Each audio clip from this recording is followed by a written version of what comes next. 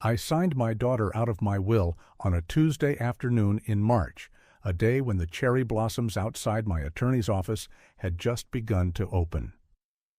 $3,400,000, the sum total of my life's work, redirected away from my only child with the stroke of a Mont Blanc pen that had been a retirement gift after 42 years at the firm. Robert, my attorney of 30 years, witnessed the steady movement of my hand across the document. No trembling, no hesitation. Just the quiet scratch of ink on paper that severed the last meaningful connection between Elizabeth and myself.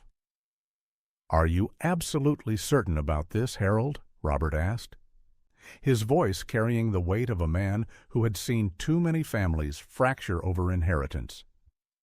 He'd known Elizabeth since she was a girl in pigtails, climbing onto his office chair during our annual estate planning meetings.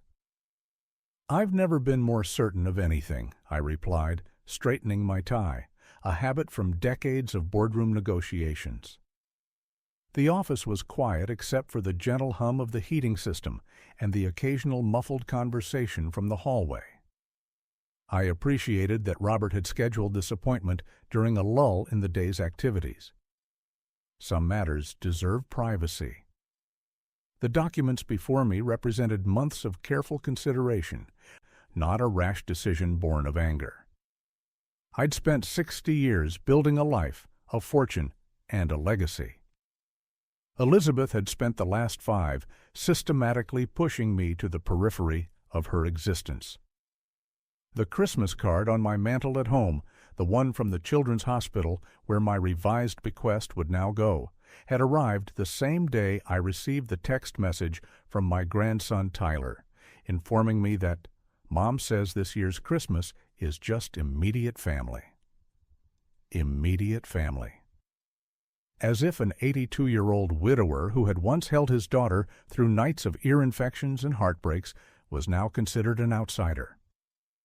"The foundation will use these funds for the pediatric oncology wing," I said, tapping the section of the will that outlined my new beneficiaries. "They've been trying to expand for years." I didn't mention that Elizabeth's childhood best friend had died in that hospital at 14, or that I had once promised Margaret on her deathbed that our daughter would always be taken care of.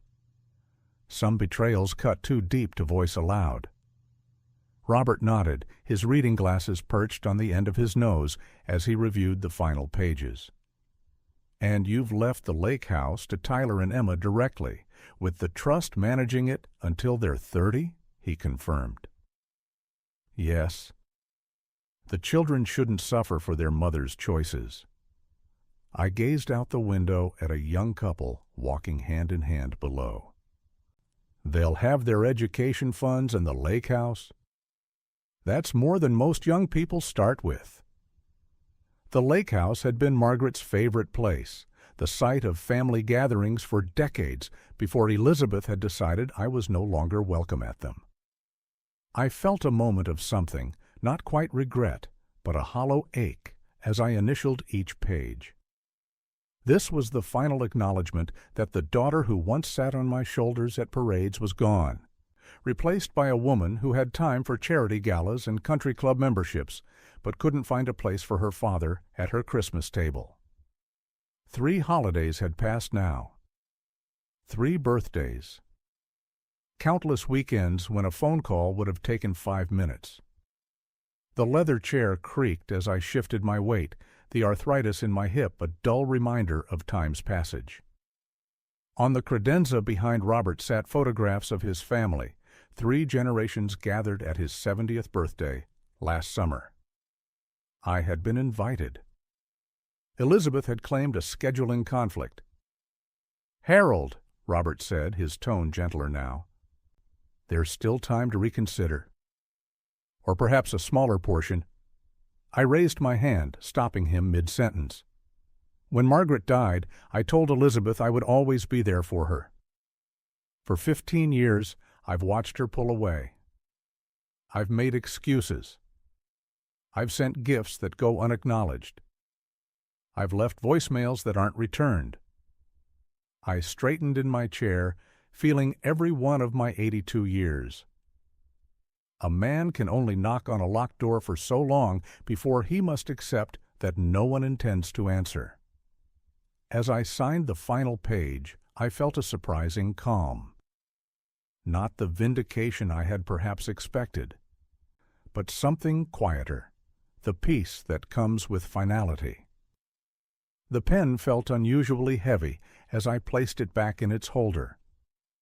For just a moment my composure slipped, and I had to remove my glasses to press my fingertips against suddenly damp eyes. Robert pretended not to notice, busying himself with the notary stamp and witness signatures. When I replaced my glasses, he was studying me with the careful gaze of a man who had known me through my wife's illness, through retirement, through the slow, puzzling dissolution of my relationship with my only child. "I'll have copies made and sent to your home," he said finally, gathering the papers. "And Harold? For what it's worth, I'm sorry it's come to this." I nodded, reaching for my overcoat. "So am I, Robert. I never thought I'd have to choose between my dignity and my daughter." 2 weeks before Christmas, I was standing in my kitchen, sipping coffee and watching the snow drift lazily past my window. The morning light cast long shadows across the granite countertop, the same countertop Margaret had insisted on when we renovated 15 years ago. The house felt especially quiet that morning, as it had for the 3 years since Margaret's passing. I'd grown accustomed to the silence, but never comfortable with it. That's why I'd been looking forward to Christmas with such anticipation. The house would be filled with voices again, my daughter Lisa's laughter, my son-in-law Robert's booming commentary on football games, and my grandchildren's excited chatter about Santa. I'd already purchased most of the gifts, $300 for Emma's art supplies. She'd shown real talent at just 9 years old, a $250 gaming console for 12-year-old Tyler, and a weekend getaway package worth $800 for Lisa and Robert. The presents sat wrapped in the spare bedroom, each one chosen with care. I'd even dragged the artificial tree down from the attic the day before, though I was waiting for the grandkids to help decorate it. Margaret and I had always hosted Christmas. Even after the cancer took her, I'd maintained the tradition. It gave me purpose during the hollow months of November and December. When the phone rang, I smiled, seeing Lisa's name on the caller ID. Perhaps she was calling to finalize plans or ask me to pick up something special for the holiday meal. I answered with more enthusiasm than I typically allowed myself to show. "Good morning, sweetheart." "Hi, Dad," she replied, her voice oddly tight. There was a pause that stretched a beat too long. "How are you doing?" "I'm doing well. Just finished putting up the tree. Well, assembling it anyway.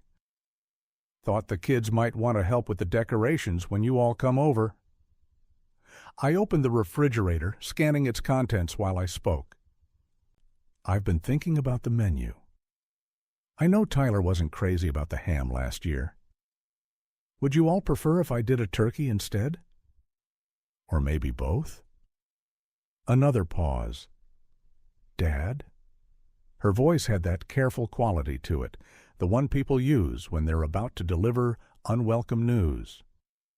I closed the refrigerator door slowly, my hand lingering on the handle.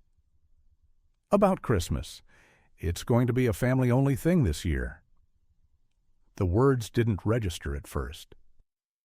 I stood there, confused, the phone pressed against my ear. Outside, the snow was falling harder now, the flakes larger and more insistent. "I don't understand," I finally said. "We always do Christmas at my house." "I know, Dad, but Robert's mother is coming this year. She's been alone since the divorce, and we thought it would be nice to host at our place for once." Her words came quickly now, rehearsed. "The house is finally renovated, and we have the space. The kids are excited to wake up in their own beds on Christmas morning." I leaned against the counter, trying to process what she was saying. "That's fine. I can drive over to your place instead. It's only 40 minutes. I don't mind the drive, even if it snows. I was already mentally rearranging my plans, figuring out how to transport all the gifts and what dishes I could prepare that would travel well. Dad! There was that pause again, heavier this time. When I say family only, I mean just us. Robert, the kids, and his mom. It's going to be small this year. The kitchen suddenly felt colder. I stood perfectly still, the mug of coffee forgotten in my hand. I don't understand, I repeated, though I was beginning to understand all too well. Lisa, I'm your family. Of course you are, she said quickly. It's just, Robert's mom hasn't had a proper Christmas in years, and we thought it would be special for her to have this time with the grandkids. You know how it is, Dad?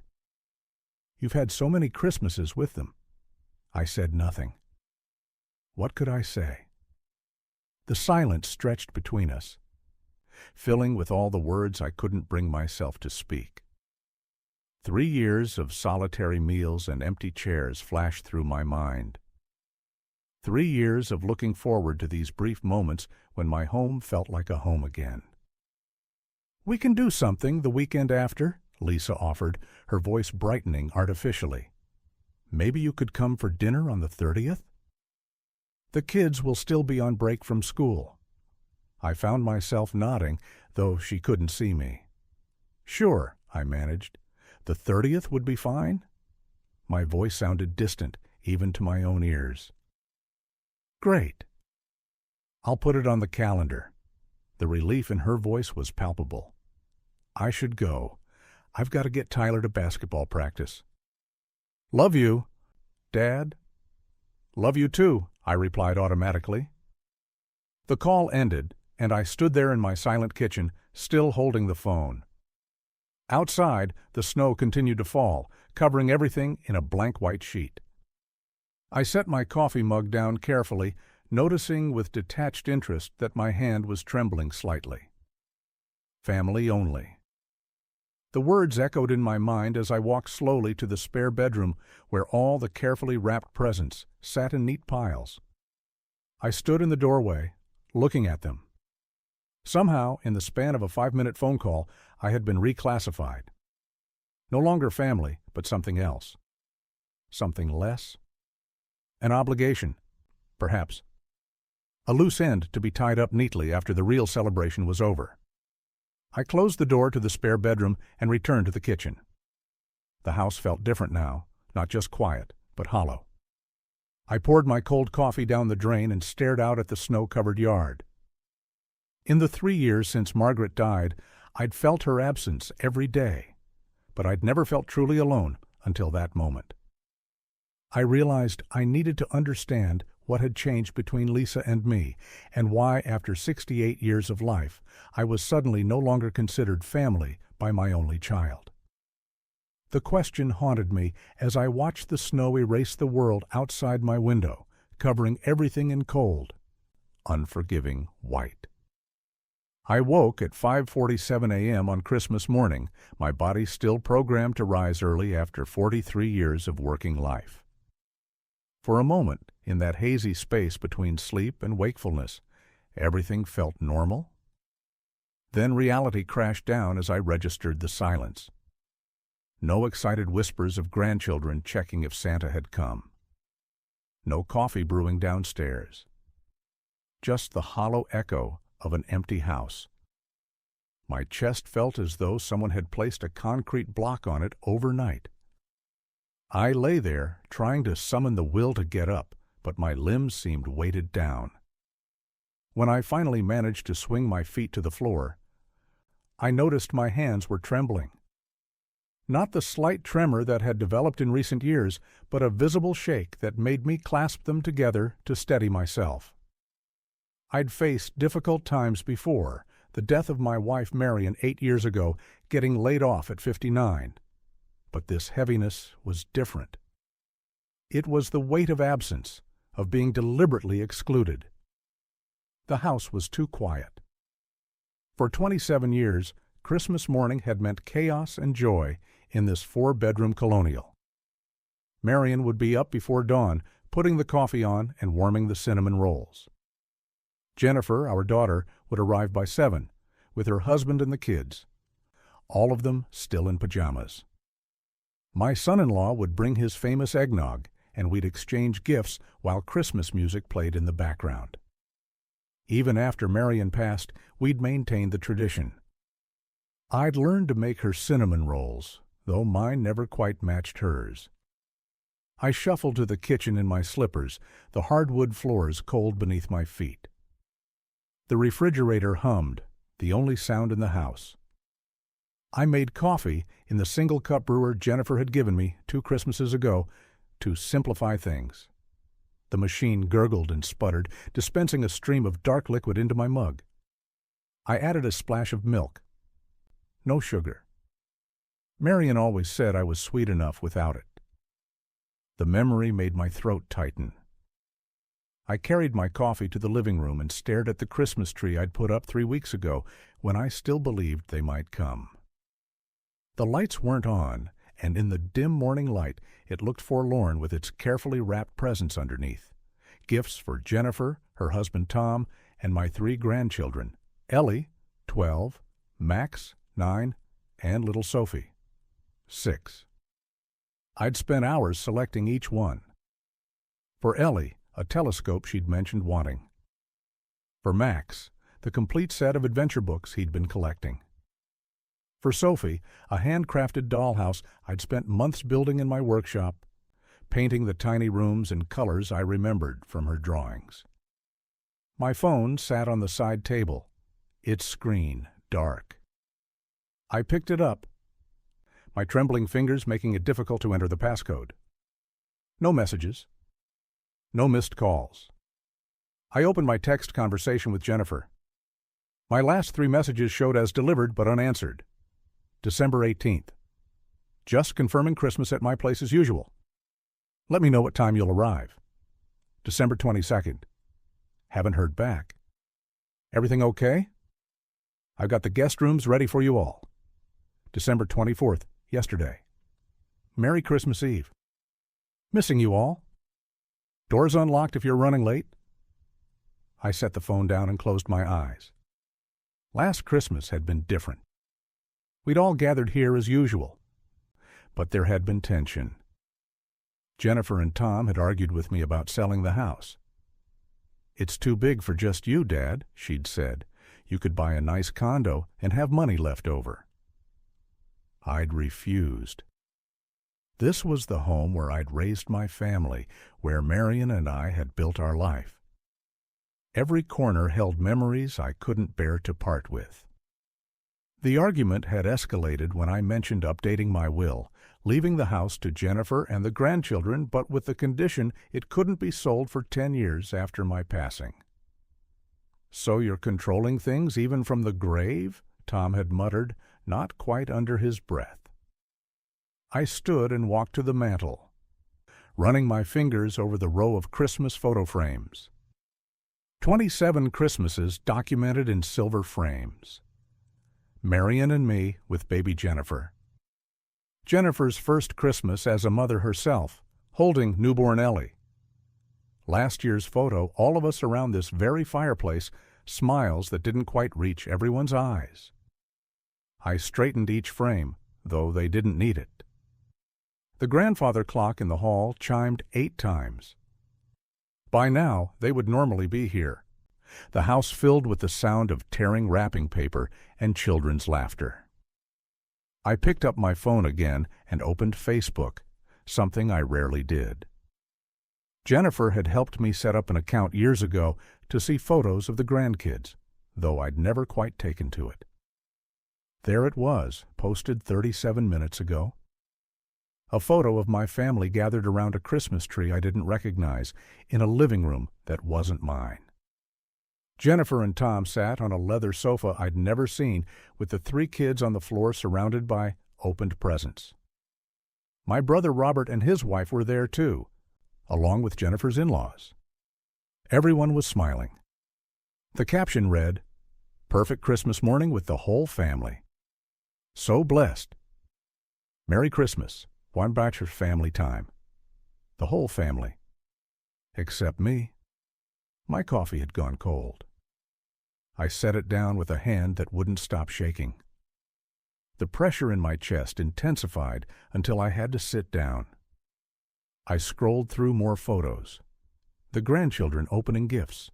A breakfast spread on an unfamiliar dining table, everyone in matching pajamas. In one image, Sophie clutched a brand-new dollhouse, plastic, store-bought, nothing like the one sitting wrapped under my tree. I zoomed in on her face.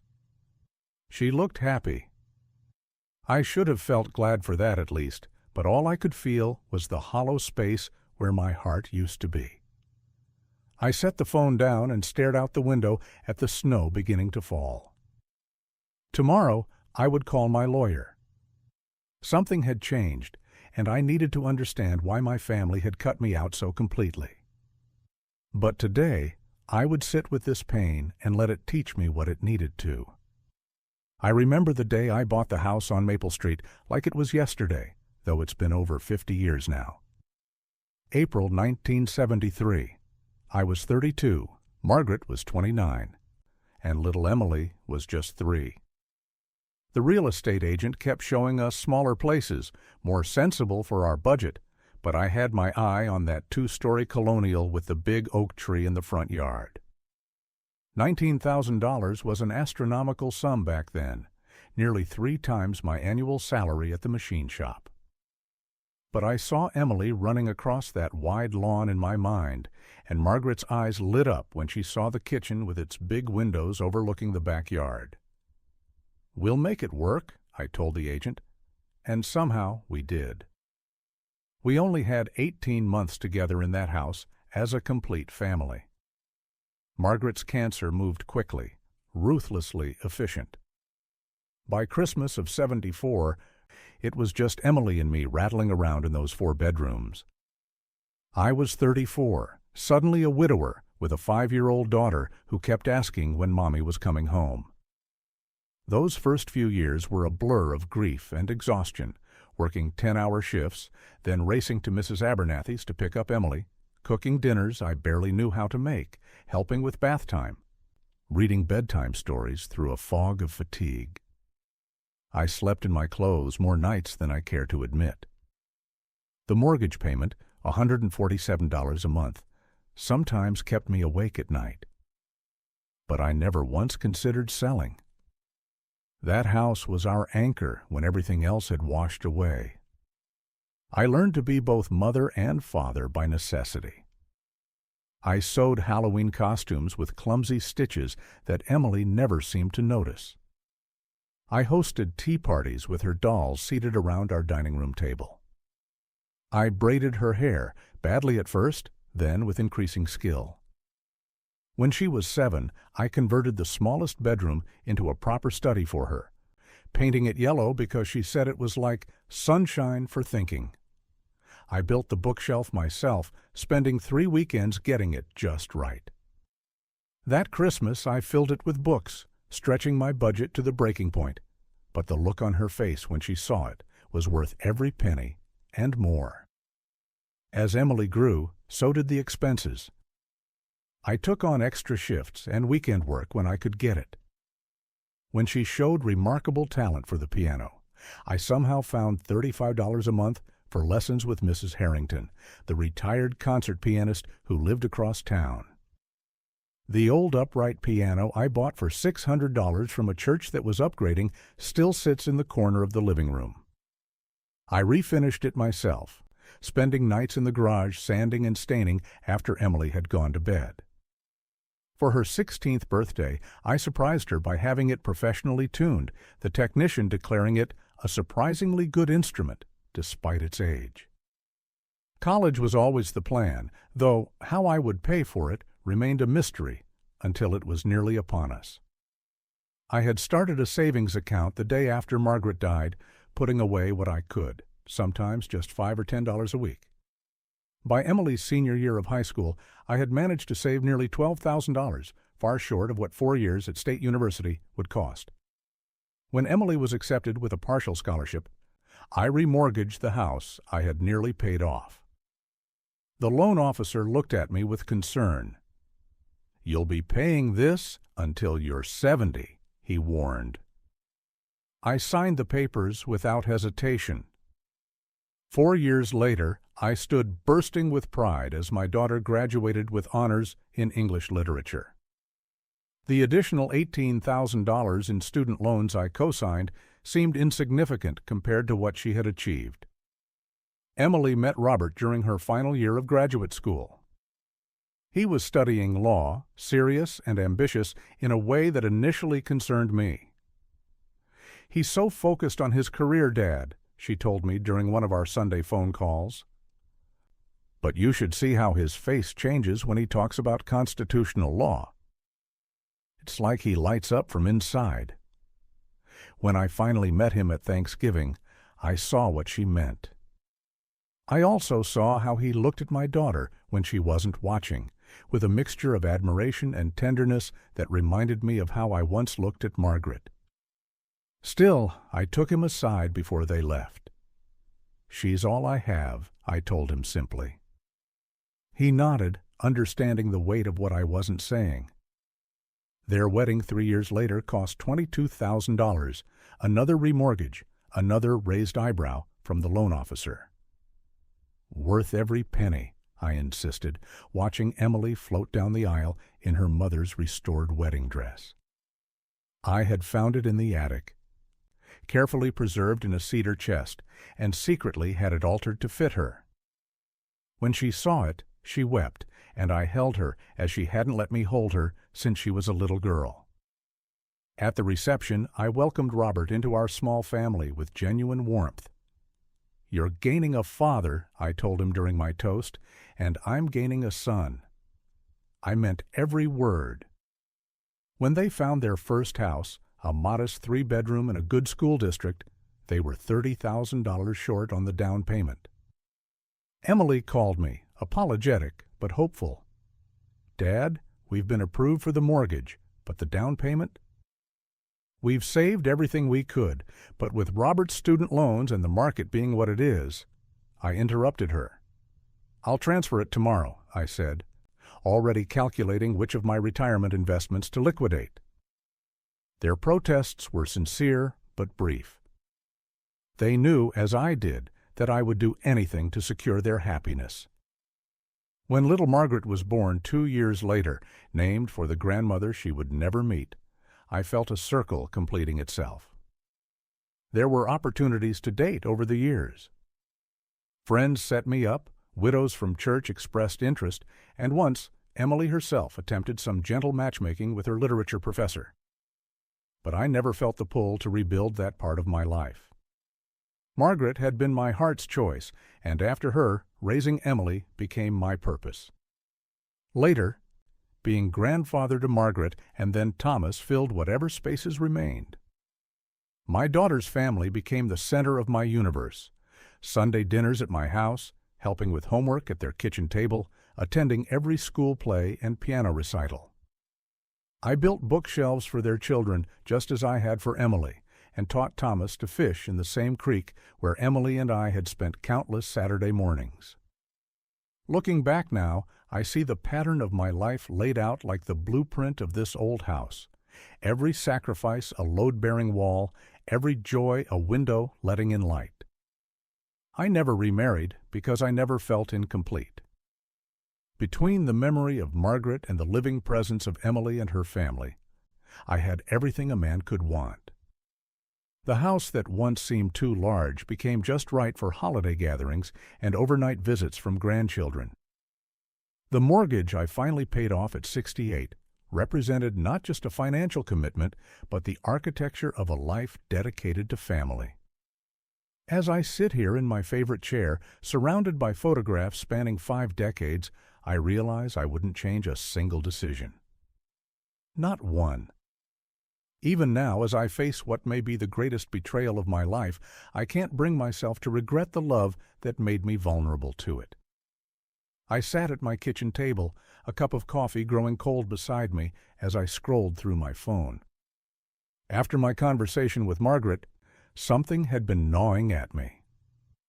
The way she'd mentioned Lisa's busy schedule with such careful phrasing had planted a seed of doubt I couldn't shake. I opened my call history and began scrolling back month by month. What started as idle curiosity quickly turned my stomach into a knot. Last December, Lisa had called me 11 times. In January, it dropped to 8. February, 6 calls. March, only 4. April, 3 brief conversations. May, 2 calls that lasted less than 5 minutes each. June, a single call on Father's Day that felt rushed. July had come and gone without a single call. I checked twice to be sure. Nothing. The pattern was as clear as it was painful. My daughter had been systematically reducing contact with me for months, and I hadn't even noticed. I switched to our text messages, hoping to find some explanation. The change there was more subtle, but equally telling. Sorry, Dad, can't make it this weekend. Ryan has a work thing. We're swamped with the house renovations. Jacob has a cold. Better not risk getting you sick. Rain check on dinner? Ryan's boss invited us over last minute. Each excuse seemed reasonable in isolation. Taken together, they formed a wall of polite rejection that had been building brick by brick. I noticed something else: the timing. I pulled up my calendar and cross-referenced the dates. The decline in communication had begun almost exactly when Ryan had received his promotion to regional director last November. I remembered how proud Lisa had been, calling me immediately after he got the news. "Dad, this changes everything for us," she'd said. I hadn't realized then just how prophetic those words would be. My coffee had gone completely cold, but I barely noticed as I dug deeper. I opened Facebook, an app I rarely used, and logged in with the password Lisa had set up for me years ago. I scrolled through her timeline, and what I found made my chest tighten. A photo from March. Family game night with the Petersons. Lisa, Ryan, and Jacob seated around a table with Ryan's parents, everyone laughing. I hadn't been invited. April. Easter brunch with the family. Another gathering at Ryan's parents' lake house. I'd spent that Easter alone, assuming they had other plans, as Lisa had texted. May. Mother's Day celebration. A 3-generation photo of Lisa, her mother-in-law, and Jacob. I'd sent flowers to Lisa that day, never suspecting she was at an event I should have been included in. 3 family gatherings I'd known nothing about. 3 occasions where I'd been deliberately excluded. I set the phone down and walked to the window, staring out at my garden without really seeing it. The rose bushes I'd planted when Sarah died 7 years ago were in full bloom. She would have known what to do about this situation. She would have seen the signs earlier. I returned to the table and picked up my phone again, scrolling further through Lisa's timeline. That's when I saw it, a post from just 2 weeks ago. Planning Jacob's 8th birthday party. Can't wait to celebrate our little man turning 8 next month. There were comments from Ryan's family, friends I recognized, even some of my own friends who were apparently on the guest list. The party was scheduled for August 17th, just 10 days away. Lisa hadn't mentioned it to me. Not once. I checked my text messages again, thinking perhaps I'd missed something. Nothing. I checked my voicemails, emails, even my physical mail. Nothing. My only grandchild was having a birthday party, and I hadn't been told about it, let alone invited. I sat back in my chair, the weight of this realization pressing down on me like a physical force. This wasn't an oversight. This wasn't forgetfulness. This was deliberate. I scrolled through the comments on the birthday post, my vision blurring slightly. "Can't wait to see everyone," Lisa had written in response to someone's question about the guest list. Everyone. Except me. I zoomed in on the photo she'd posted, Jacob blowing out candles on last year's cake. I'd been there for that celebration, standing right beside him, helping him make a wish. I remembered how he'd looked up at me afterward and whispered, "I wished for you to teach me fishing, Grandpa." We'd gone 3 times that summer. The more I looked, the more I found. Small references to dinners I hadn't been invited to, weekend trips I hadn't heard about, family movie nights that had somehow never included me. The pattern was undeniable. I was being phased out of their lives, one missed call, one unanswered text, one unmentioned gathering at a time. And it all seemed to coincide with Ryan's new position, his new social circle, his new ambitions. I set the phone down and rubbed my eyes. The house felt emptier than usual, the silence more pronounced. I thought about calling Lisa directly to ask about the birthday party, to demand an explanation for all these exclusions. But something stopped me. A lifetime of experience told me that confrontation without preparation would only lead to more excuses, more deflection. I needed to understand the full picture first. I needed to know if this was just about social climbing or if something more calculated was happening. Tomorrow I decided I would visit the bank and review my financial records. If they were excluding me from family events, I needed to know what else they might be planning to exclude me from. The bank was quiet that Tuesday morning. I'd chosen midweek deliberately, hoping to avoid the weekend crowds. The young woman at the front desk, her name tag read Melissa, smiled professionally as I approached. I'd been coming to First National for over 30 years, but most of the familiar faces had retired. Only Harold, the branch manager, would recognize me now. "I'd like to access my safe deposit box, please," I said, sliding my ID across the counter. She verified my information, had me sign the register, then led me down a short hallway to the vault. The heavy door stood open during business hours. But the psychological weight of entering that steel chamber never diminished. My box, number 715, required 2 keys, mine and the bank's. The metallic scrape of tumblers falling into place echoed in the small room as Melissa pulled the long, narrow container from the wall. "The private room is available whenever you're ready, Mr. Harmon," she said, gesturing to a door across the hall. "Take as much time as you need." I thanked her and carried the box into the small, windowless room. A simple desk, 2 chairs, and a table lamp provided the only furnishings. I set the box down, took a deep breath, and opened the lid. Inside lay the meticulous financial records I'd maintained for decades, organized chronologically in labeled folders. I'd always been careful with documentation, a habit from my accounting days. Margaret used to tease me about it, but today that fastidiousness would prove its worth. I pulled out a legal pad and pen from my briefcase, then began with the oldest folder, labeled Rebecca, Education. My daughter's college years. Tuition at Westlake University had been $23,500 per year. For 4 years, that came to $94,000. Room and board added another $38,000. Books, supplies, her laptop, and the semester abroad in Paris pushed the total to $148,750. I wrote the figure at the top of my pad, circling it. This wasn't money I regretted spending. I'd wanted Rebecca to have opportunities I never had. But now I needed to understand the full picture. The next folder contained wedding expenses.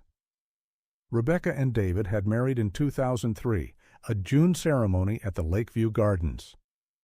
Margaret was still alive then. We'd offered to pay for the wedding as our gift, telling Rebecca to create the day she'd always dreamed of. The final tally, $42,875 for the venue, catering, flowers, photography, and Rebecca's dress. I added this to my growing list. Then came the house. When they found their first home in 2005, they were short on the down payment. Just a loan. "Dad," Rebecca had said, "we'll pay you back once David's promotion comes through."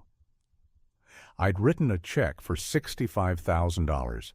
The promotion came 6 months later, but the repayment never did. When I gently mentioned it a year later, Rebecca had seemed surprised, almost offended. "We've been putting everything into fixing up the house, Dad. You know how expensive that is." I'd let it go. I continued through the folders methodically. After Margaret died in 2010, the financial requests had increased. Rebecca needed $12,000 for a temporary cash flow problem when David changed jobs. Then $8,500 for Emma's private preschool tuition. Another $15,000 when they decided to remodel their kitchen. Each time, the money was described as a loan. Each time, repayment was implied, but never materialized. I'd kept careful records of every transaction, copies of every check, notes from every conversation. The evidence mounted page by page. Near the bottom of the box, I found a folder labeled Medical 2015. Inside were the bills from my heart surgery. Rebecca had visited me in the hospital, bringing flowers and concern. 2 weeks after my release, she'd called about Emma's orthodontia and Michael's summer camp, expenses they hadn't budgeted for. I'd written a check for $7,800. 3 months later, they'd upgraded to a newer, larger house. I remembered Rebecca showing me photos, pointing out the swimming pool and the bonus room that would become David's home office. At the very bottom of the box lay a document I'd almost forgotten. I pulled out the formal promissory note, dated 5 years ago. Rebecca had needed $50,000, just until the inheritance from David's uncle comes through. I'd insisted on paperwork this time, feeling uncomfortable with the size of the request. The note specified monthly payments of $500 until the balance was paid, beginning 3 months after the date of signing. Rebecca had signed it without hesitation, adding a personal note at the bottom. "Thanks for always being there, Dad. Love you." Not a single payment had ever been made. David's inheritance had come through.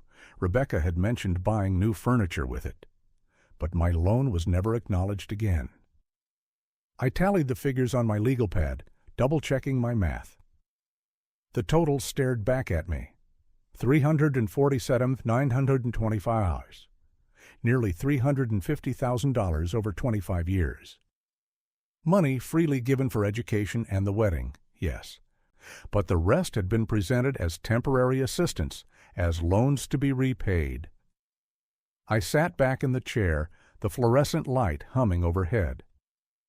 This wasn't about the money itself. I'd been fortunate in my career, had saved carefully, had investments that performed well. What struck me was the pattern, the casual expectation that Dad would always provide, always cover the gaps, always say yes, and never expect anything in return. I gathered the documents, making copies of the most significant ones using the small copier in the corner of the room. The promissory note I duplicated twice, folding one copy into my wallet. As I returned everything to the box, my hands weren't shaking with anger, but moving with the steady purpose of someone who finally sees clearly. The weight I felt wasn't from the metal container, but from the realization that my relationship with my daughter had been built, at least in part, on financial dependency rather than mutual respect. Walking out of the bank into the bright afternoon sunlight, I knew what needed to happen next. This wasn't about reclaiming money, it was about reclaiming dignity. I would need to speak with someone who could advise me on how to proceed, someone with professional distance from the situation. As I drove home, I thought about my old colleague Richard, who had become an estate attorney after leaving our firm. He'd helped me update my will after Margaret died. Perhaps it was time to pay him another visit, to understand my options before confronting the daughter who had systematically taken advantage of my generosity for decades. Looking back, the signs were there all along, scattered like breadcrumbs through the years. I simply refused to see them. My daughter Caroline had always been ambitious, even as a child. When she married Robert 8 years ago, I was proud. He seemed driven, educated, with a good position at a financial services firm. What I mistook for ambition, however, was something darker that revealed itself in small moments I chose to ignore. 3 years ago, at Caroline's 35th birthday dinner, Robert raised his glass in a toast. "To finally making enough to live properly," he said, his eyes gleaming as he clinked glasses with Caroline. I remember smiling, assuming he meant they'd finally paid off student loans or reached some financial milestone. Caroline caught my eye across the table and quickly changed the subject. Only later did I understand the implication, that until then they hadn't been living properly, despite the 4-bedroom house in Oakwood Heights, the annual vacations to Europe, and Caroline's collection of designer handbags that cost more than my first car. Then there was the Christmas gathering at their house 2 years ago. I'd arrived in my 12-year-old Buick, reliable, paid off, with only 82,000 miles. Perfect transportation for a widower with simple needs. When I pulled into their circular driveway, Caroline hurried out before I could even turn off the engine. "Dad," she whispered urgently, "couldn't you have taken an Uber? Robert's boss and his wife are here." Her cheeks flushed as she glanced back at the house. "The neighbors can see your car from their windows." I laughed it off, thinking she was joking. But her smile never reached her eyes. She quickly ushered me through the side entrance rather than the front door where guests were arriving. My clothing became another source of apparent embarrassment. I've always dressed practically, quality items that last, not whatever fashion dictated that season. At Caroline's 40th birthday celebration at an upscale restaurant downtown, I wore my navy blazer, the same one I'd worn to countless faculty dinners during my teaching career. It was well made, classic, and still looked sharp after 15 years. Before we entered the private dining room, Caroline pulled me aside. "Dad, I got you that new cashmere sweater for Christmas. Why aren't you wearing it?" When I explained I'd saved it for a special occasion, her expression tightened. "This is a special occasion," she said, smoothing her own outfit that probably cost more than my monthly pension. "People are going to think we don't take care of you." My old friend Martin tried to warn me last summer. We were playing our weekly chess game at the park, a tradition we'd maintained for over 20 years. "Have you noticed," he said, moving his bishop, "that Caroline only calls when she needs something?" I defended her immediately. She was busy with her career, her marriage, her social obligations. "I'm just saying," Martin continued, capturing my night. "Last month she needed your help with the down payment on that vacation property. The month before, it was that investment opportunity. When was the last time she just called to check on you?" I changed the subject, unwilling to consider what he was suggesting. The most revealing moment came during the Labor Day barbecue at my house last year. I'd invited Caroline and Robert, along with a few neighbors and colleagues from my teaching days. I was in the kitchen getting more ice when I overheard Caroline and Robert on the back porch, their voices carrying through the open window. They didn't know I could hear them. "We can't keep bringing clients to these neighborhood functions," Robert was saying.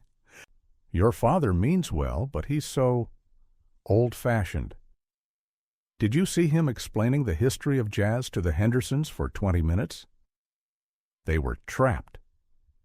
"I know," Caroline sighed. "It's embarrassing. He doesn't understand how things work anymore." Last week at the charity gala, he asked the mayor's wife if she bought her dress at Sears.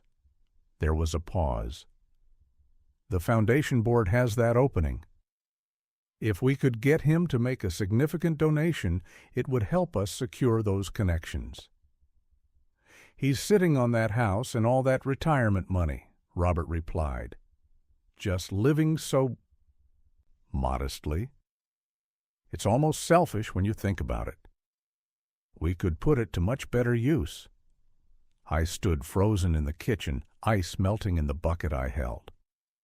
My daughter and her husband were discussing me as if I were an embarrassing obligation, and worse, as if my modest savings were somehow rightfully theirs to put to better use.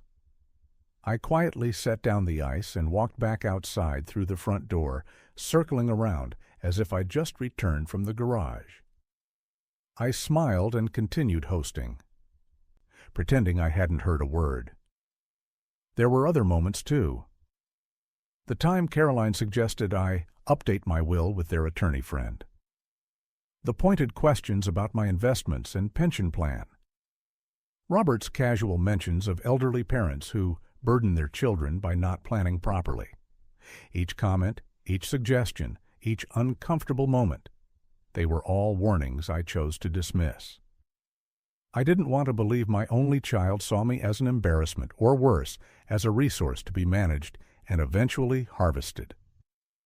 The truth is, I didn't want to see what was happening because acknowledging it would mean accepting that the relationship I thought we had, one of mutual respect and genuine affection, was largely a fiction I'd created to fill the void after my wife died. It was easier to make excuses for Caroline's behavior than to face the possibility that my daughter viewed me primarily as a financial asset rather than a father. As I sat in my study reviewing the evidence of their betrayal, these memories returned with painful clarity, no longer dismissible as misunderstandings or isolated incidents. They formed a pattern I could no longer ignore, one that would force me to make decisions I never imagined facing in my 70s. The law office of Hartman and Associates occupied the third floor of a restored Victorian building downtown. I'd driven past it countless times over the years, but never had reason to stop. Now, at 72, I found myself sitting in a leather chair across from Patricia Hartman, a woman perhaps 20 years my junior, with silver-streaked dark hair and reading glasses that hung from a beaded chain around her neck.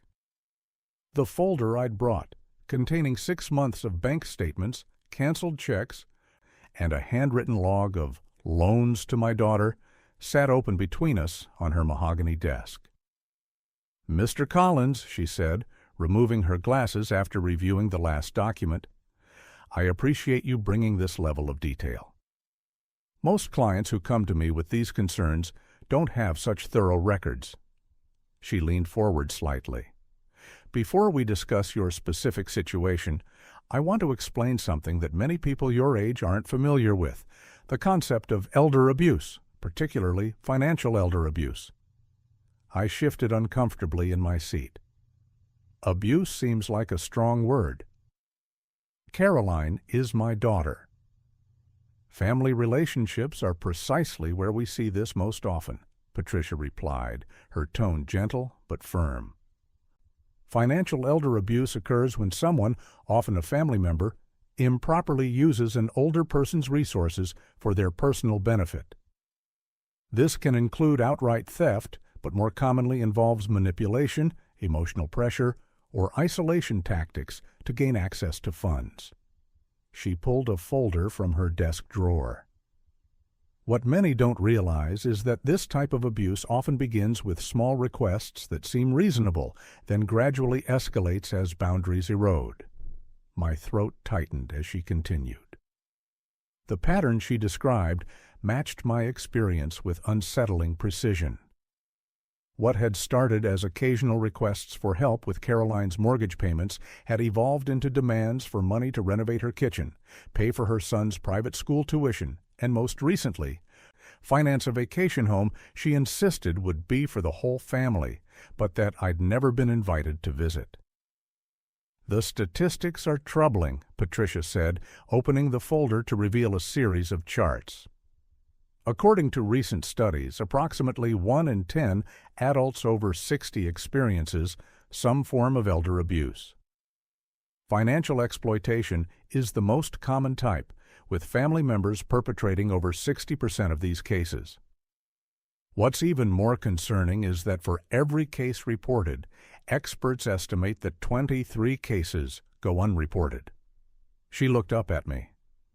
Most victims feel ashamed or worry about damaging family relationships.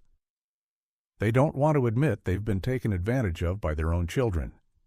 I stared at the floor, remembering how Caroline had reacted when I'd questioned the $28,000 she'd needed for emergency dental work last year. She'd accused me of not trusting her, of loving my money more than my own daughter. The conversation had ended with me writing the check while apologizing to her. 2 weeks later, she'd posted photos of her family vacation to Maui on social media.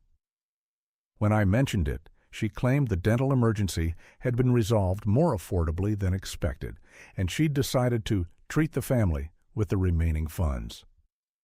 I hadn't pressed further, afraid of another argument. "Mr. Collins," Patricia said, drawing my attention back to her, "based on what you've shown me, you've transferred approximately $187,000 to your daughter over the past 3 years. That's an extraordinary level of generosity." She paused, studying my face. "But what concerns me more is this pattern I'm seeing. Each time you provide financial assistance, your daughter seems to become more distant, not less. You mentioned she used to call several times a week, but now weeks go by without contact, unless she needs something. You're invited to fewer family gatherings. Your grandson's high school graduation, you weren't included despite contributing significantly to his education fund." I nodded slowly, my chest heavy. I thought I was helping her. After her divorce, things were tight financially. I wanted to make sure she and Tommy were okay. I cleared my throat. My late wife would have wanted me to help them. "Of course," Patricia said kindly.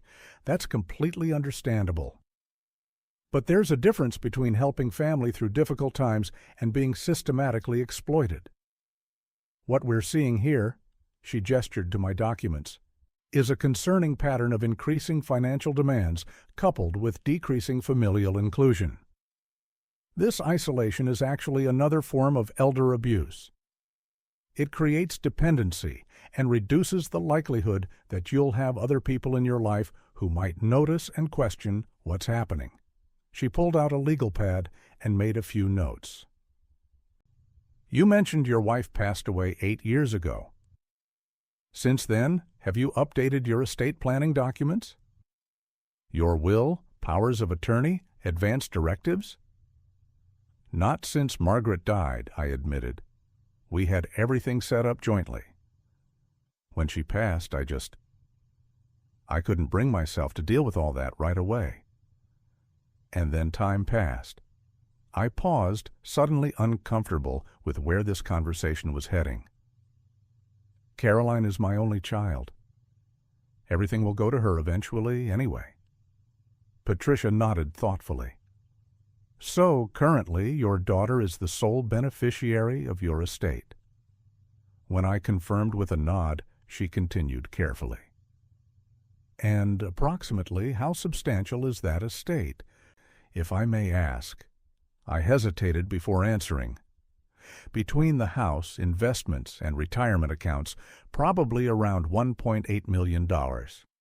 Margaret and I lived modestly. We saved for retirement our whole lives." Patricia removed her glasses again, setting them deliberately on her desk. Her expression remained professional, but I detected a flicker of concern in her eyes. "Mr. Collins, given what you've shared today, I think we need to have a serious conversation about protecting your assets and updating your estate plan. The pattern we're seeing here raises significant red flags about your daughter's intentions and the potential vulnerability of your estate." As I drove home from Patricia Hartman's office that afternoon, her parting words echoed in my mind. She had suggested I take some time to consider what I truly wanted for my future and my legacy. The term financial elder abuse still felt harsh when applied to my own daughter, but I couldn't deny the evidence we'd reviewed together. Tomorrow I would need to make some difficult decisions about how to proceed, decisions I never imagined I'd face at this stage of my life. The digital clock on my nightstand read 2:17 a.m., its red numbers casting a dull glow across the bedroom. I'd been staring at the ceiling for hours, watching shadows dance as occasional headlights swept across the walls. Sleep wasn't coming. Not tonight. Not with the weight of everything I'd discovered pressing down on my chest. The betrayal by Melissa, my own daughter, had hollowed me out. The secret meetings with financial advisors behind my back. The casual dismissal of everything I'd built. The way she'd spoken about me to her husband when they thought I couldn't hear. Dad's getting older. He doesn't need all that money just sitting there. I turned onto my side, punching the pillow into a more comfortable shape. The house felt too quiet without Margaret. She'd been gone 3 years now, and I still reached for her in the night sometimes. What would she have said about all this? She'd always been Melissa's defender, finding excuses for her behavior even when I thought our daughter needed firmer boundaries. She's finding her way, Margaret would say. But this wasn't finding her way. This was calculating, waiting, assuming. At 3:05, I gave up on sleep entirely. I pulled on my robe and padded downstairs to the kitchen. The hardwood floors were cold against my bare feet. I made a cup of tea, chamomile, though I knew it wouldn't help, and carried it to the study. Moonlight spilled through the windows, illuminating the family photos arranged on the bookshelf. Melissa at her high school graduation. Melissa on her wedding day. Melissa holding her firstborn. In each one she was smiling, and I was standing beside her, proud and oblivious to what would come. I picked up the most recent photo, taken at Christmas, just 6 months ago. We were all gathered around the tree I'd insisted on cutting down myself, despite being 72. I'd given Melissa and her husband a check for $25,000 that day, ostensibly to help with their kitchen renovation. Now I wondered if that money had gone to the attorney they'd consulted about my competency. The thought made my stomach clench. My father's voice came to me then, clear as if he were sitting in the leather chair across from me. "A man's dignity is his most valuable possession, Richard," he'd told me when I was just 16, after I'd let a friend take advantage of my generosity. Dad had worked 43 years at the steel mill, coming home with hands so calloused they felt like sandpaper when he patted my shoulder. He never made more than $42,000 a year, but he'd saved enough to help me through college without debt. "People will take what you give until you have nothing left," he'd said. "Including your self-respect." My mother had been gentler, but no less clear. "Love doesn't mean being a doormat," she'd say, usually while kneading bread dough with flour-covered hands.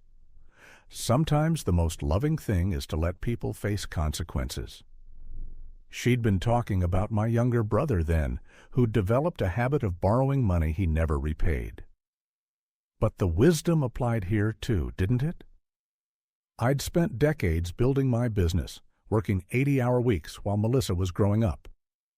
I'd missed things, soccer games and school plays, believing I was securing her future. And now that future had become an expectation, an entitlement? Around 4:30, I found myself in front of the filing cabinet where I kept important documents. My will and trust paperwork were in the top drawer, organized in a blue folder. I'd last updated everything after Margaret died, leaving the bulk of my estate, roughly $3.2 million in assets, including the business, to Melissa and her family. I'd thought it was the right thing to do. The loving thing. Now, sitting at my desk with the papers spread before me, I wasn't so sure. What kind of lesson was I teaching her by allowing this behavior?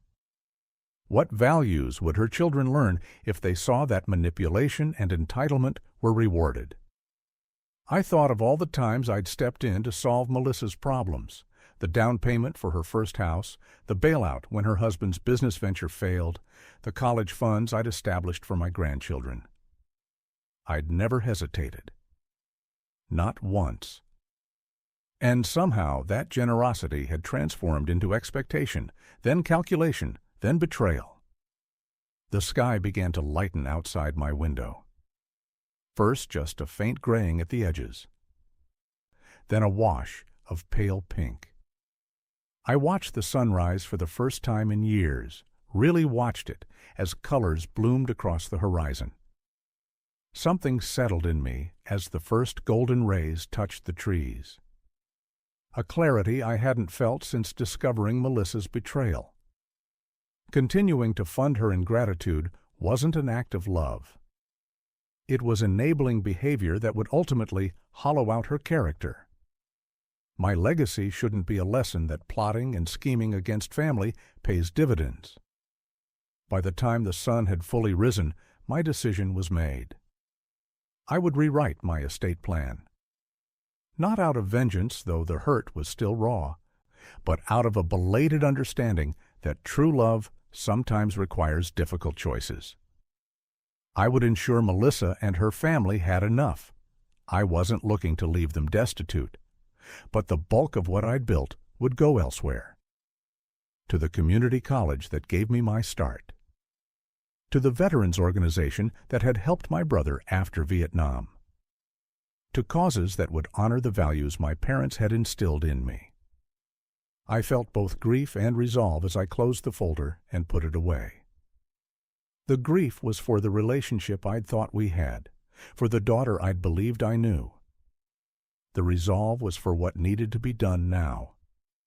I showered and dressed with deliberate care, choosing the suit I wore for important business meetings. Then I made a list of calls to make, my attorney first, then my financial advisor.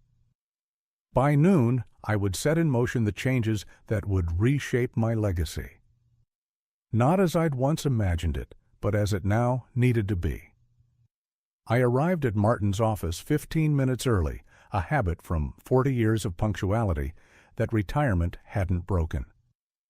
The financial advisor's waiting room had the same leather chairs and tasteful landscape paintings as when I'd first started building my retirement portfolio with him 23 years ago. His receptionist, Diane, offered me coffee in a real mug. Not those paper cups most places use now. I declined. My stomach had been in knots since discovering Sarah's betrayal, and caffeine would only make it worse. "James is already here," Diane said, gesturing toward Martin's office. James Whitaker had been my attorney for nearly as long as Martin had managed my money. I'd called them both the day after finding the transfer records and emails, explaining enough that they'd agreed to meet jointly. This wasn't about revenge. This was about protection and legacy. Martin rose from behind his desk when I entered, extending his hand. At 68, he was only 4 years younger than me, but somehow looked a decade fresher. James sat in one of the client chairs, legal pad already open, silver pen poised. They both had that careful expression people wear when they know you're going through something difficult but don't want to seem pitying. "Frank," Martin said, "I've reviewed everything you sent over. I'm truly sorry about the situation with Sarah." He gestured to the chair beside James. "Let's talk about how we can move forward." I settled into the chair, placing my leather portfolio on my lap. Inside were all the documents I'd gathered, bank statements, email printouts, the power of attorney Sarah had used, and notes I'd made about what I wanted to accomplish today. "I appreciate both of you meeting with me. This isn't easy, but it's necessary." My voice sounded steadier than I expected. "I need to restructure everything, my will, my assets, my charitable giving. I need to make sure what I've built goes where I intend, not where Sarah decides." James nodded. I understand.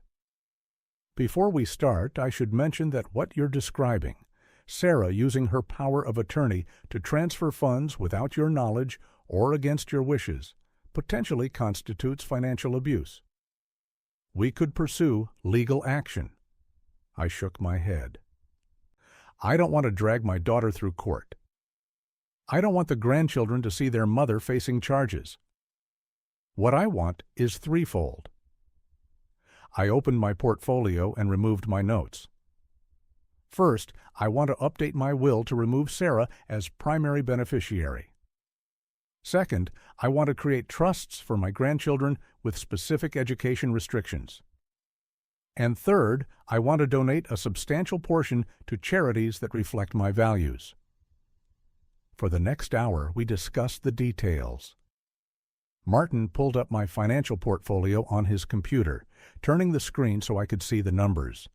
$1.2 million in retirement accounts, $340,000 in mutual funds, the house valued at $475,000, and various other investments totaling around $180,000. Even after what Sarah had taken, I had enough to make meaningful decisions about my legacy. For the will revision, James said, making notes, we'll remove Sarah as primary beneficiary. Do you want to exclude her entirely, or leave her a reduced portion? I'd thought about this question for days. Complete disinheritance felt punitive, and despite everything, she was still my daughter. I want to leave her the lake cabin and $50,000, nothing more. The cabin had been in our family for 3 generations. My father had taught me to fish there. I'd taught Sarah. Perhaps someday she would understand what she'd nearly thrown away. Now for the grandchildren, Martin said. How many are there? And what are you envisioning for their trusts? 3? Emma is 16, Jason is 12, and Lily is 9. I smiled thinking of them. I want to set aside $150,000 for each of them in educational trusts. They can access the funds for college, trade school, or starting a business, but not until they're at least 18. If they don't use it for education by 30, half of what remains converts to a regular trust they can access, and half goes to the charitable foundation we're going to discuss. James nodded approvingly. That provides opportunity without enabling irresponsibility. We can structure it so Sarah has no control over these funds. Exactly, I said. And for the third part, I want to establish a charitable foundation with $400,000. I've always believed in education and veterans support. I'd served in Vietnam, and those years had shaped me profoundly. I want to fund scholarships for veterans' children and grandchildren. People who've served this country shouldn't have to worry about their family's education. Martin smiled. That's a wonderful legacy, Frank. We can set up a donor-advised fund that transitions to a foundation upon your passing. That gives you flexibility to direct the giving while you're alive and ensures your wishes are followed afterward. As we worked through the details, I felt a weight lifting. This wasn't about punishing Sarah. It was about ensuring that what I'd built over decades of hard work would create something meaningful. The grandchildren would have educational opportunities. Veterans' families would receive support. And yes, Sarah would receive less than she might have expected, but enough to know I hadn't stopped loving her despite her actions. There's one more thing, I said as we were finalizing the plans. I want to include a letter with my will explaining these decisions. Not justifying them, the facts speak for themselves, but explaining that these choices weren't made from anger. They were made to protect what matters most to me: education, service, and family legacy. James nodded. We can certainly include that. It might provide important context, especially for your grandchildren when they're older. By the time we finished, 3 hours had passed. I had a comprehensive plan that would protect my assets and dignity while creating something lasting. We scheduled follow-up appointments for the next week to sign the necessary documents. As I stood to leave, Martin placed a hand on my shoulder. "Frank, I've known you for over 2 decades. What you're doing here shows tremendous character. Most people in your situation would be focused solely on punishment. You're focused on building something positive." I nodded, grateful for his understanding. As I drove home, I felt more at peace than I had since discovering Sarah's betrayal. The plan was in motion. Now I needed to prepare myself for the inevitable confrontation when Sarah discovered what I'd done. She wouldn't take these changes quietly, and I needed to be ready when she came demanding explanations. I sat in my study for nearly an hour that Tuesday morning, the phone in my hand, rehearsing what I would say. The morning light filtered through the blinds, casting stripes across the desk where I'd once helped Amanda with her college applications.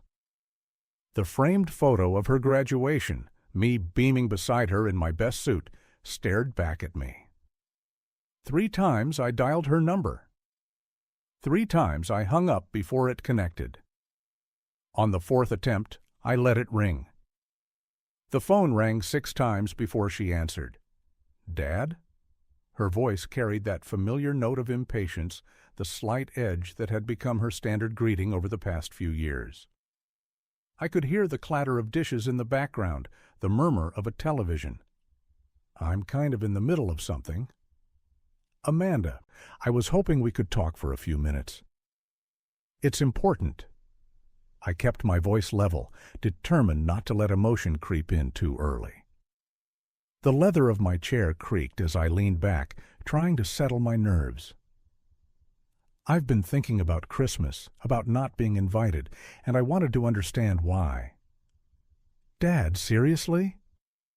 It's February. Are you still upset about that?" She sighed, and I heard a door close on her end, moving to a different room, away from whoever else was there. "We've been over this. It was just easier with Robert's family coming in from Chicago. The house was packed. You wouldn't have been comfortable. I understand space constraints. Amanda, that's not what bothers me." I ran my finger along the edge of my desk calendar where I'd marked Christmas Day with a small red X. "What bothers me is that no one called. No one thought to include me in any way. Not even to drop by for coffee the next morning." I paused, swallowing the tightness in my throat. "I'd like to understand if I've done something to deserve that kind of exclusion." "Oh my God, Dad. There's nothing to understand. You're making this into some huge dramatic thing when it was just logistics. We had 15 people here. The kids were going crazy. Robert's mother was micromanaging everything." Her voice rose slightly. "Not everything is about you. We didn't exclude you. We just had a busy holiday with Robert's side this year." I closed my eyes, feeling the familiar sting of her dismissal. The calendar under my fingertips showed 3 years of holidays with increasingly thin excuses. "Amanda, I'm not trying to make this dramatic. I'm trying to have an honest conversation about how things have changed between us. This isn't just about Christmas. It's about the past 3 years. The missed birthdays, the canceled dinners, the way you and Robert seem to have—" I hesitated, searching for the right words. "Seem to have decided I'm no longer a priority in your lives. That's ridiculous. We're just busy. We have careers, kids, a mortgage, adult responsibilities. I can't drop everything because you're feeling neglected." The sharpness in her voice cut through the phone. "And honestly, Dad, you've been different since Mom died. More needy, more critical of our choices. Robert says—" She caught herself. "Never mind what Robert says." The mention of what Robert says about me hung in the air. I straightened in my chair, my resolve hardening. What does Robert say, Amanda? I'd like to know. Nothing? It doesn't matter. Her voice had that clipped quality it got when she was lying. Look, I have to get back to work in 20 minutes. Is there something specific you needed? Yes, actually. I wanted to remind you that family means showing up for each other. When you needed $42,000 for the down payment on your house, I showed up. When you needed $15,000 to pay off Robert's student loans so you could qualify for your mortgage, I showed up. When the twins needed braces and your insurance wouldn't cover it, I wrote a check for $8,600. My voice remained steady, factual. I've always been there when you needed financial support. I'm just asking why you can't be there for me when I need emotional support. The silence stretched for several seconds. When she spoke again, her voice had cooled considerably. So that's what this is about? You're keeping score? Throwing your money in my face because you didn't get a Christmas invitation? I heard her exhale sharply. That's really low, Dad.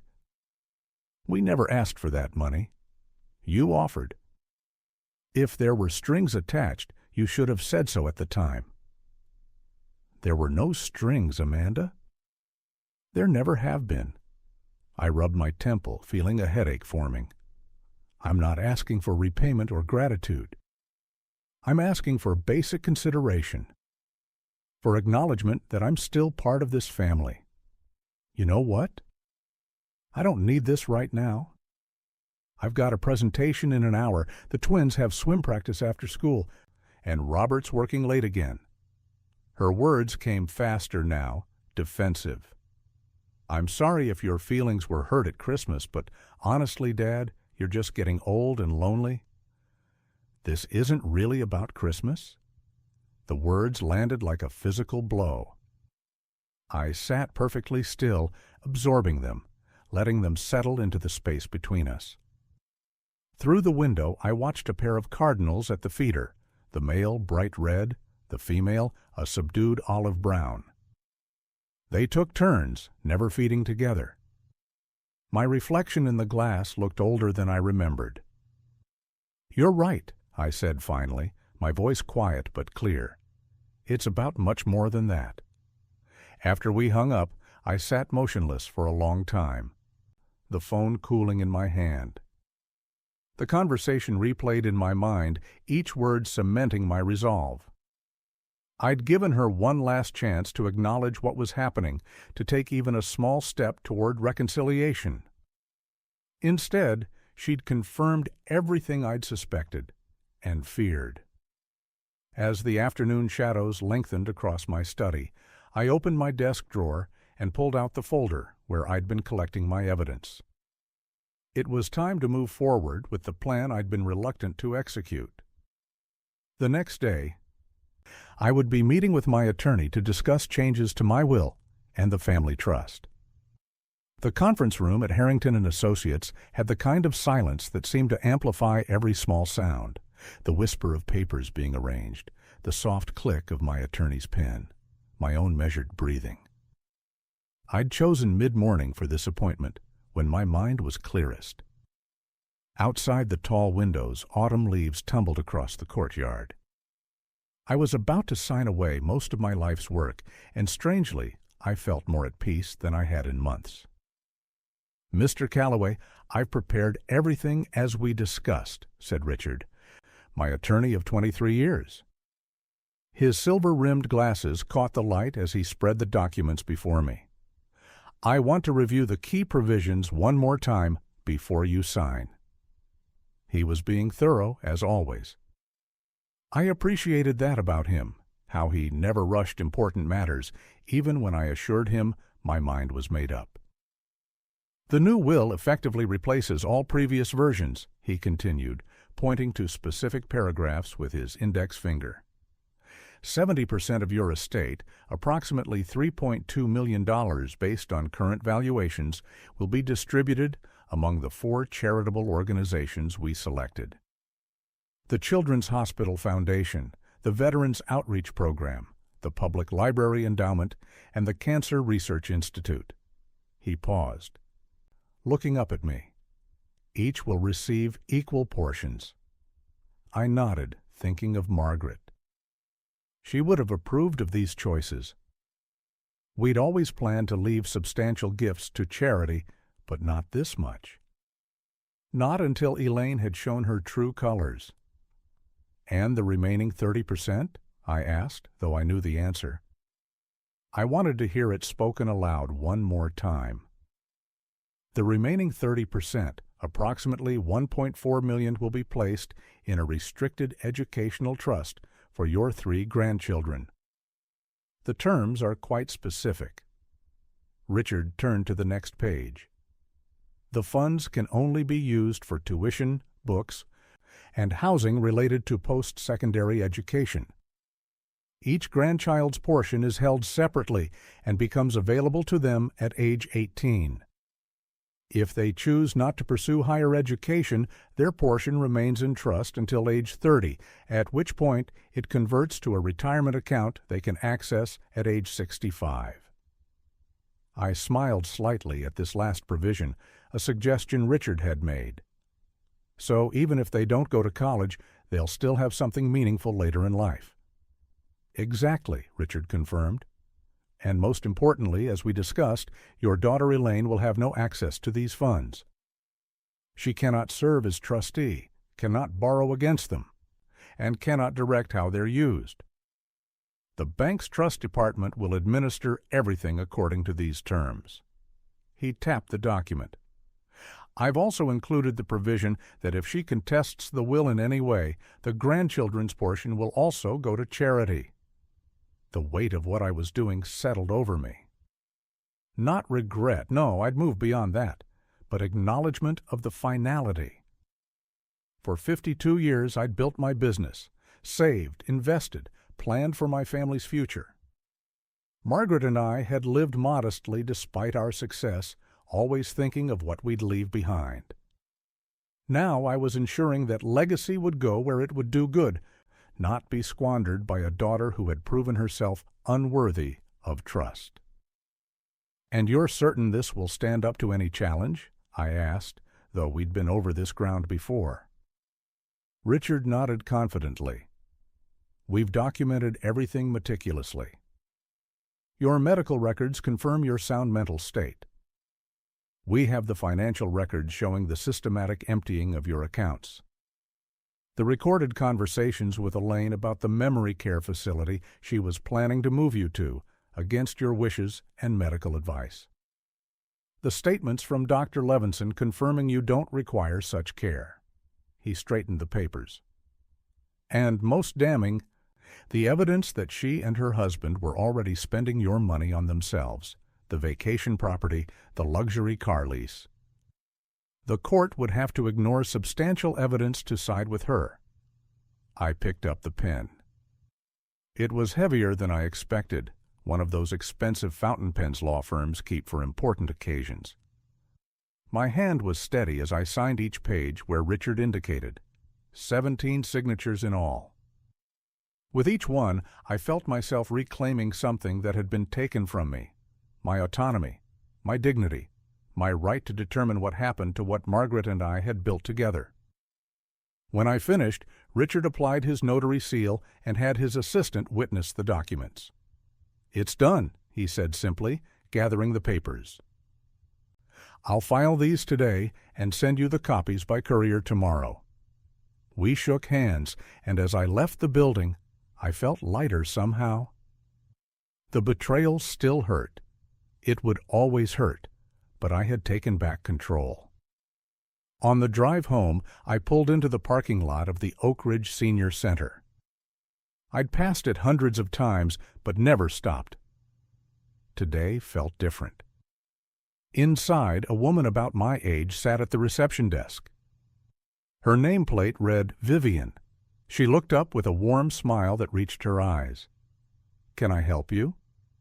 "I'd like to volunteer," I said, surprising myself with how easily the words came. I was an accountant for 40 years. Thought maybe I could help with tax preparation for seniors or something similar. Vivian's face brightened. Oh, we desperately need someone with those skills. Tax season is a nightmare around here. She pulled out a form and slid it across the desk. I'm the volunteer coordinator. Been doing it for 7 years since my husband passed. Best decision I ever made. As she explained the volunteer opportunities, I found myself genuinely interested for the first time in months. We chatted easily about the center's needs, and she mentioned their Friday morning coffee group. Just a bunch of us old-timers solving the world's problems over mediocre coffee, she laughed. You should join us this week.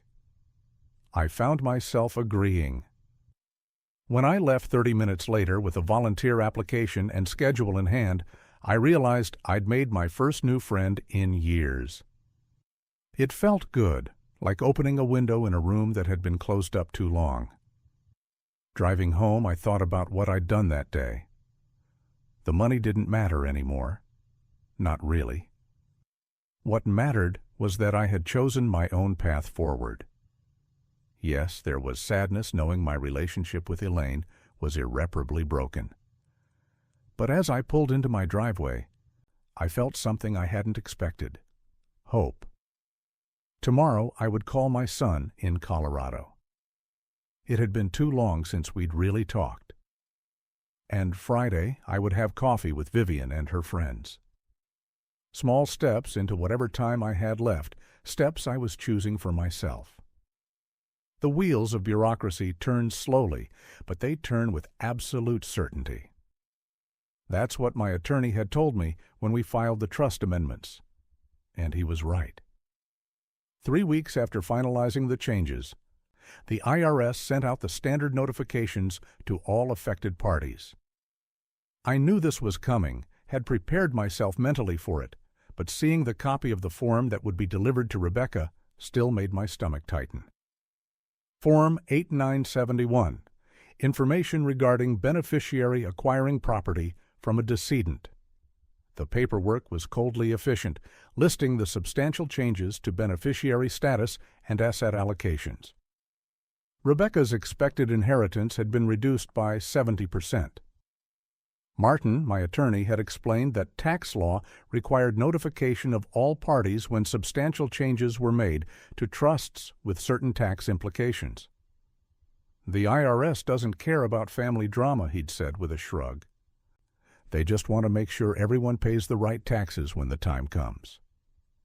The form would arrive in Rebecca's mailbox with the government's characteristic lack of ceremony. Just another envelope among bills and advertisements containing information that would shatter her expectations. I marked the date on my calendar, February 18th, the day the notification would likely arrive at Rebecca's house. Then I waited. Part of me hoped she might call immediately, that we might have the difficult conversation I'd been rehearsing in my head for weeks. I'd even prepared notes, bullet points of the things I needed to say, explanations I owed her despite everything. The other part of me dreaded that call with a heaviness that made my chest ache. 68 years old, and I still found myself unprepared for confrontation with my own child. The first day passed in silence. I checked my phone more times than I care to admit, jumping slightly whenever it buzzed, only to find emails from my gardening club or notifications from news apps. I slept poorly that night, waking every few hours to check if I'd missed a call. By morning, I'd convinced myself the notification had been delayed in the mail. The second day, I busied myself with projects around the house, fixing the loose banister on the stairs, organizing the garage shelves, tasks I'd put off for months. Physical labor helped quiet my mind. Still, no call came. No text messages appeared. The silence felt unnatural, like the stillness before a storm. I checked my email repeatedly, half expecting a lengthy, furious message. Nothing. That evening, I called my sister Martha and told her what I'd done. "She'll call when she's processed it," Martha said, Rebecca's always been one to think before she acts. I wasn't so sure. The Rebecca I'd known for the past 5 years had become increasingly impulsive, especially when it came to money. By the 3rd day, the waiting had become almost unbearable. I found myself staring at old family photos, Rebecca's high school graduation, her wedding day, the christening of her first child. In each image, she looked back at me with a smile that had once seemed genuine. Had I misread her all these years? Or had something fundamentally changed? I put the photos away and took a long walk through the neighborhood, trying to clear my head.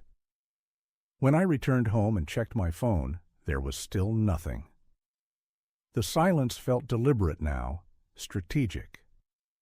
Rebecca had always been skilled at letting tension build. Then, at 6:17 that evening, everything changed. My phone lit up with a text message from Rebecca. Just received some very concerning paperwork from the IRS about the family trust. Call me immediately. I stared at the message for several minutes, my thumb hovering over the keyboard. Before I could respond, another message appeared. Dad, what have you done? Call me. Then another. If you don't call me back within the hour, I'm coming over. The rapid succession of messages, each more demanding than the last, told me everything I needed to know about her state of mind. I set the phone down and made myself a cup of tea, trying to steady my nerves. I needed to be calm for what was coming. As the kettle boiled, my phone began to ring. Rebecca's name flashed on the screen. I let it go to voicemail, knowing I wasn't ready yet. 10 minutes later, she called again. And again. By 7:30, I had 6 missed calls and 8 text messages, each more urgent than the last. I listened to the first voicemail, Rebecca's voice tight with barely controlled anger. Dad, we need to talk about these financial changes immediately. What have you done? The calls continued into the evening. At 9:45, my phone rang again, and this time it was Thomas, Rebecca's husband. I almost answered. Thomas had always been the more reasonable of the two, but something held me back. His voicemail was measured, but direct. Richard, Rebecca is extremely upset about some IRS document regarding the trust. I think it would be best if you called her back tonight to discuss this. There must be some misunderstanding. There was no misunderstanding, of course. The changes to the trust were deliberate and carefully considered, the result of months of painful reflection. By midnight, my phone had fallen silent. I sat in my study, reviewing the documentation Martin had prepared for me, the evidence I'd collected, the timeline of events, the detailed accounting of funds. Everything was organized in a blue folder, ready for the conversation that would inevitably come. I knew Rebecca wouldn't simply accept what I'd done. She would demand explanations, make accusations, perhaps even threaten legal action. The thought exhausted me, but I also felt a strange sense of relief. The waiting was over. The truth would finally come out. As I prepared for bed, my phone chimed with one final text message from Rebecca. I'll be at your house tomorrow at 10 a.m. Be ready to explain yourself. I placed the phone on my nightstand and turned out the light. Tomorrow would bring the confrontation I'd been avoiding for years. I would finally tell my daughter exactly why I had changed the trust, and why her actions over the past 5 years had left me no choice but to protect what remained of my legacy, and the future of her younger siblings, who had never tried to manipulate me the way she had. The doorbell rang just after 2 in the afternoon. I wasn't expecting anyone, and these days, unexpected visitors made me uneasy. Through the peephole, I saw Melissa and her husband Greg standing on my porch. My daughter's face was pinched with what I recognized as her barely contained anger, the same expression she'd worn since childhood when something didn't go her way. Greg stood half a step behind her, his hands shoved deep in his pockets, eyes darting around as if checking whether the neighbors might be watching. I opened the door, forcing a smile. This is a surprise. Come on in. They brushed past me without the customary hug or greeting. Melissa's perfume, too strong, too sweet, lingered in the entryway as they marched into my living room. I noticed Greg had dressed up somewhat, wearing a button-down shirt tucked into khakis instead of his usual golf attire. Melissa wore what I called her meeting with the principal outfit, a navy blazer over a blouse that probably cost more than my monthly grocery bill. "Can I get you something to drink?" I asked, closing the door behind them. "We're not here for social hour, Dad," Melissa said, remaining standing even as I gestured toward the couch. "We need to talk about what's going on with you." I settled into my armchair, the leather creaking beneath me. "I'm fine. Thank you for asking." I kept my voice even, though my heart had begun to race. "What specifically brings you by on a Tuesday afternoon?" Greg finally sat on the edge of the sofa, but Melissa continued to stand, pacing a small circuit on my area rug. "You haven't been answering my calls properly. When we do talk, you're evasive. And now I hear from Aunt Judith that you've been meeting with financial advisors and changing things around." She stopped pacing to stare directly at me. "What exactly are you doing with your money, Dad?" So there it was, not concern for my well-being, but concern for my bank accounts. I folded my hands in my lap to keep them from trembling. "I wasn't aware I needed to consult with you about my financial decisions, Melissa." "Of course you do." Her voice rose sharply. "You're 72 years old. You live alone?" "Mom's been gone for 3 years.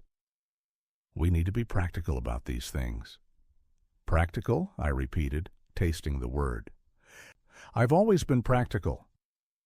43 years at the same company. Mortgage paid off 15 years early. Your college education fully funded. I think I understand practical quite well." Greg cleared his throat. "What Melissa means is that we're worried about you making decisions that you might not fully comprehend." He glanced at my daughter, seeking approval for his diplomatic phrasing. "At your age, sometimes people become vulnerable to influences." "Influences?" I said. "Like financial advisors recommended by my attorney of 30 years?" "Those kinds of influences?" Melissa threw her hands up. "See? This is exactly what I'm talking about. You're being defensive and difficult. Why can't you just tell us what you're doing with your estate? We have a right to know." I felt a flicker of anger, but tamped it down. "Do you? And what right would that be exactly?" "Because we're your family," she nearly shouted. "Because we're the ones who will have to pick up the pieces if you make poor decisions now." I nodded slowly. "I see." "And what pieces are those, Melissa?" Greg shifted uncomfortably on the sofa. "Look, Richard, we're just trying to make sure everything's in order. You know, for everyone's peace of mind." "Everyone's peace of mind," I echoed.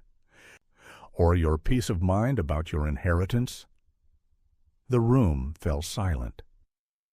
Melissa's face flushed red, starting at her neck and climbing to her hairline, just like her mother's used to do when she was caught in a lie. "That's not fair," she finally said, her voice quieter but no less intense. "We've been counting on—" She stopped herself. "Go on," I said. "You've been counting on what exactly?" Greg, apparently unable to read the room, jumped in.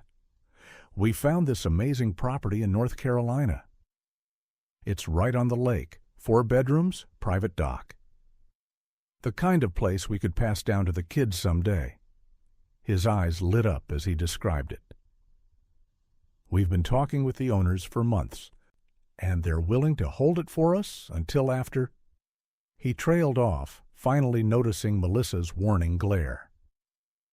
Until after I'm dead, I finished for him. How convenient. Dad, that's not what he meant, Melissa said quickly. We just assumed that the inheritance would be coming to us eventually, and we wanted to have plans in place. That's all. I leaned forward in my chair. And how much is this lake house that you're planning to buy with money I haven't even left you yet? Greg looked at the floor.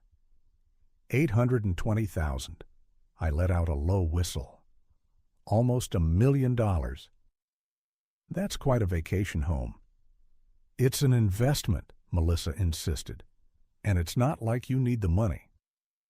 You always said you wanted to leave something for us, for your grandchildren. I did say that, I agreed, but I don't recall promising you a lakefront mansion. Melissa's composure finally broke. This is ridiculous.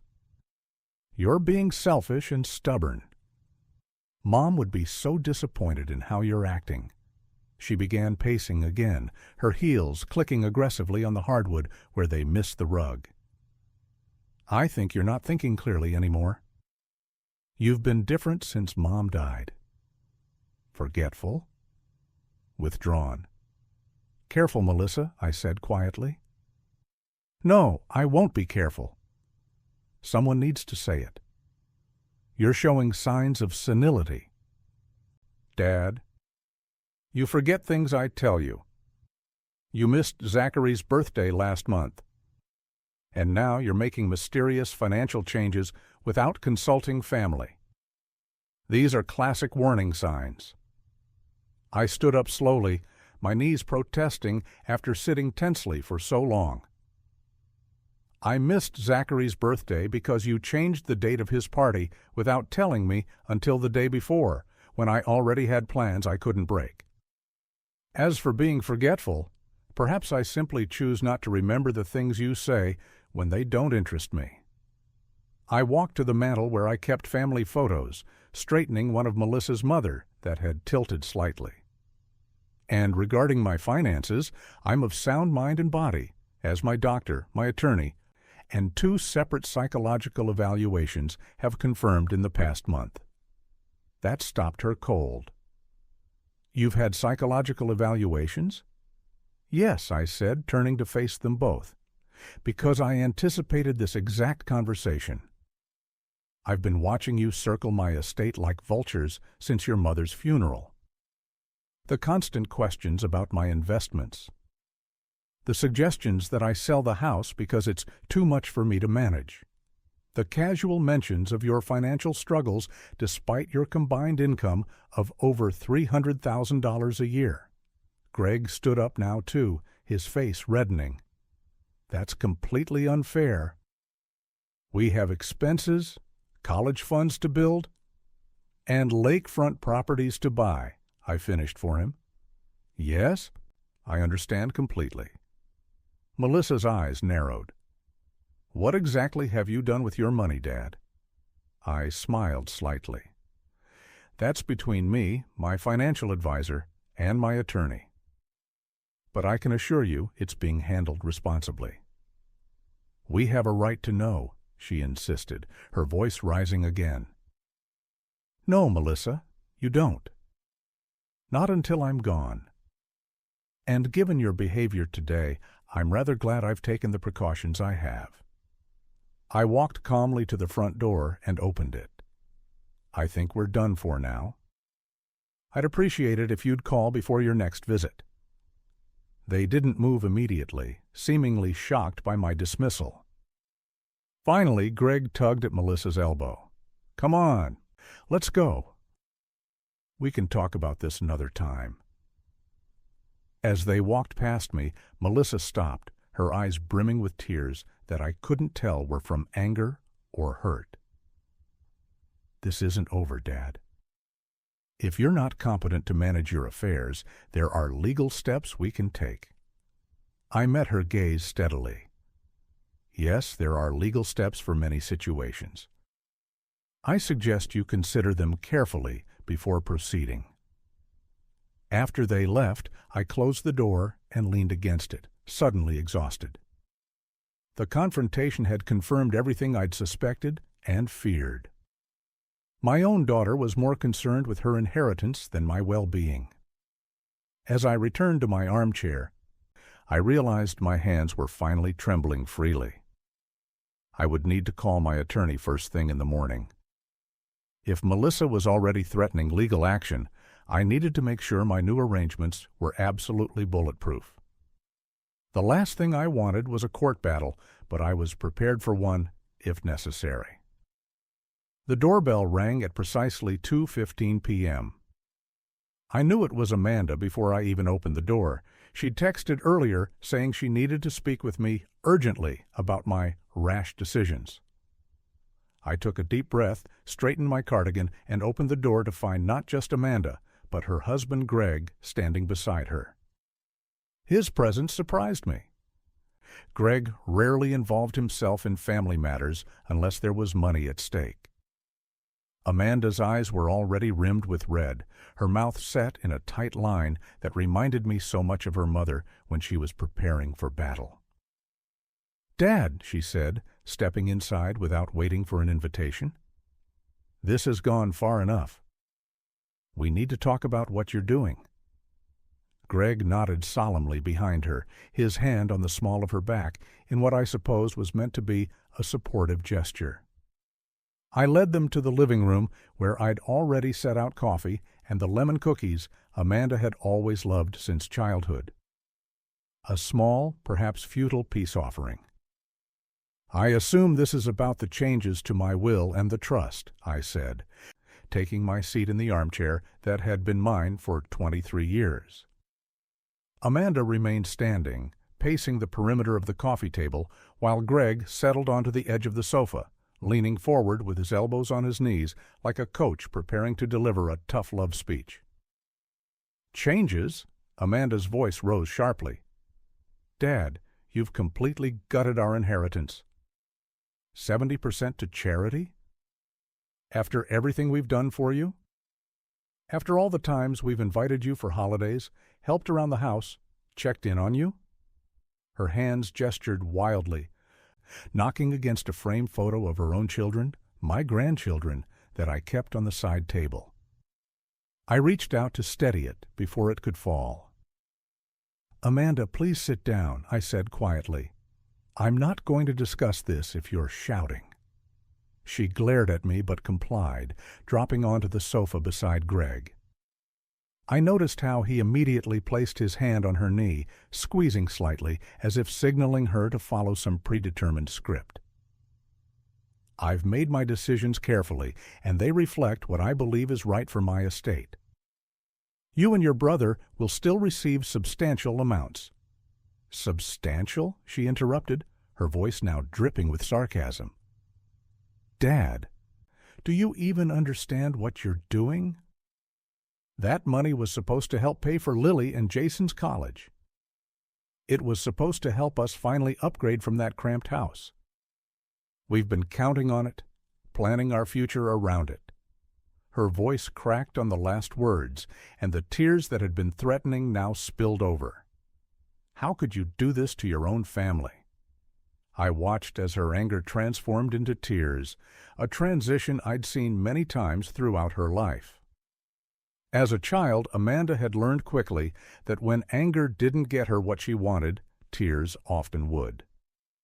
I felt the familiar tug at my heart, the parental instinct to comfort, to give in, but I steeled myself against it. This wasn't about a later bedtime or an extra scoop of ice cream.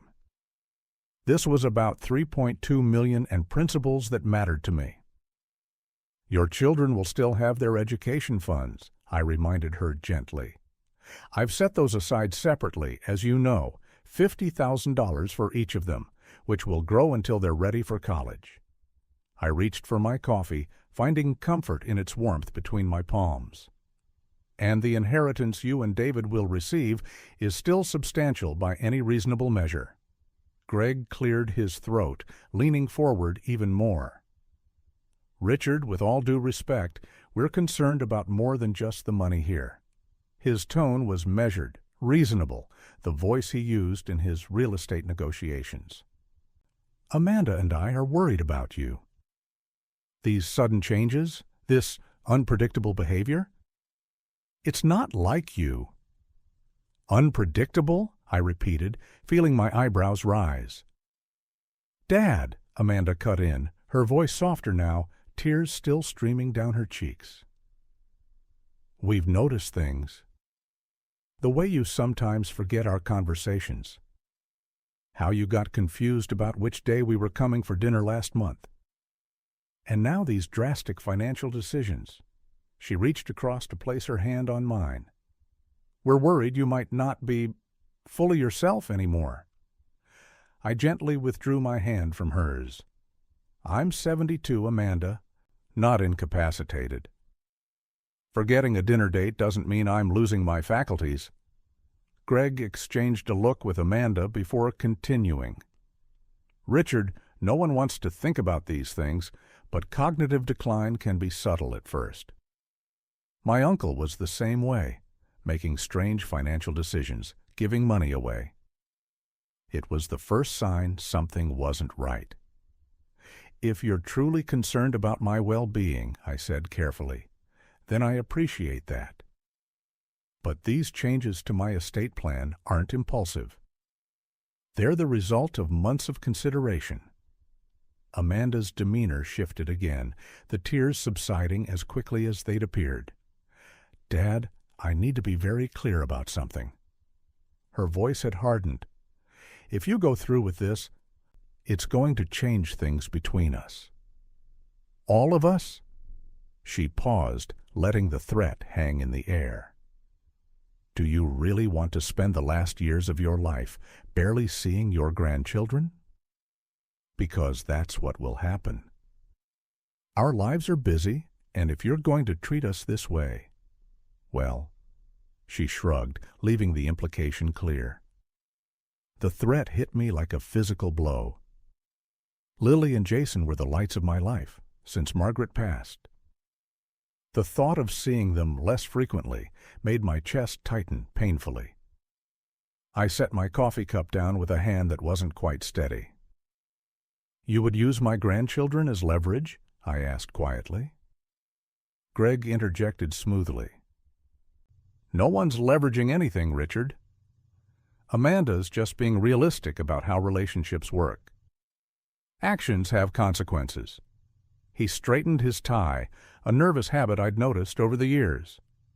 Look, there are ways to address this situation. If you're determined to make these changes, we might need to consider legal options. A competency hearing could... A competency hearing? I repeated, feeling a surge of indignation rise within me. It's not what we want, Amanda hurried to add. But if you're not thinking clearly, it might be necessary. For your own protection. I rose from my chair and walked to the desk in the corner of the room. Without saying a word, I retrieved a folder from the top drawer and returned to my seat. I opened it and silently handed the top document to Greg. What's this? He asked, though his expression told me he already knew. A comprehensive cognitive assessment from Dr. Levine, dated 3 weeks ago, I said calmly. You'll note on page 2 that I scored in the 92nd percentile for my age group. Page 3 contains the neurologist's statement confirming I have full cognitive capacity to manage my affairs. I watched as Greg's eyes scanned the document, his jaw tightening.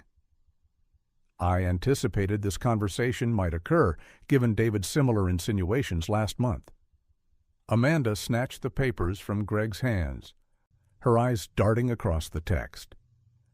Her cheeks flushed with what might have been embarrassment or anger, perhaps both.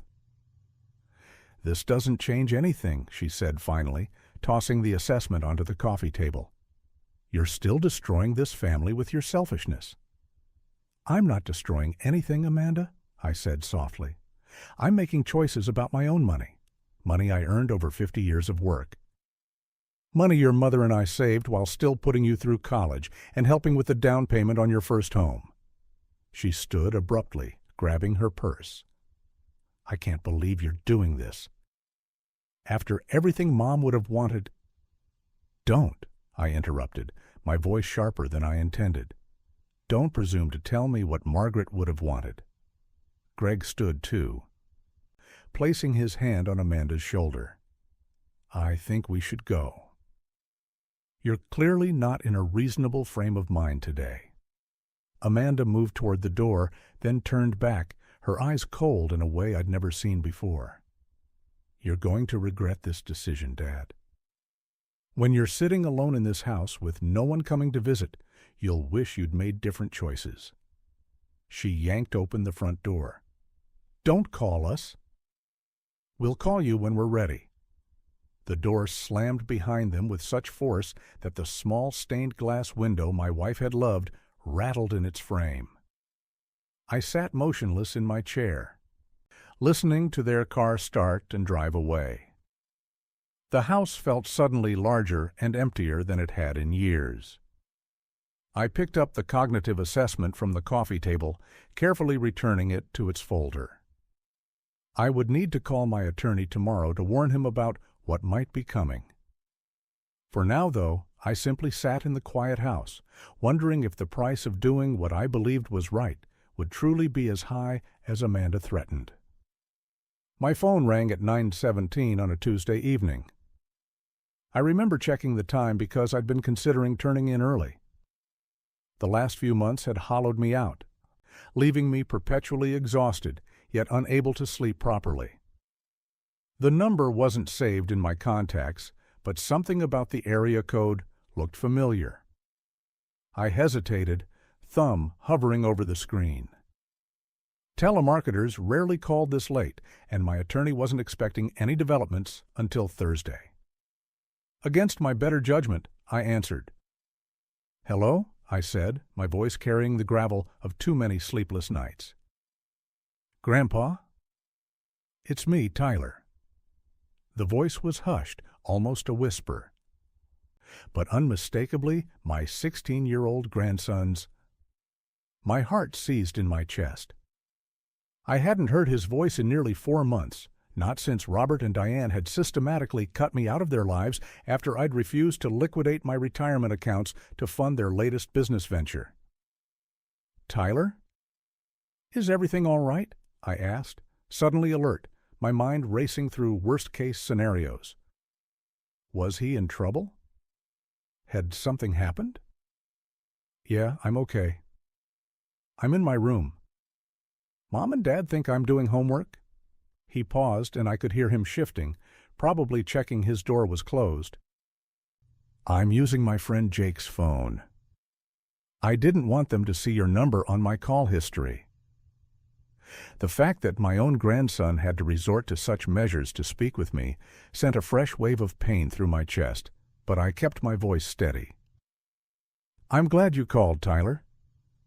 It's really good to hear your voice." I settled into my recliner, the leather creaking beneath me. Outside my window, the street lights cast long shadows across my small front yard.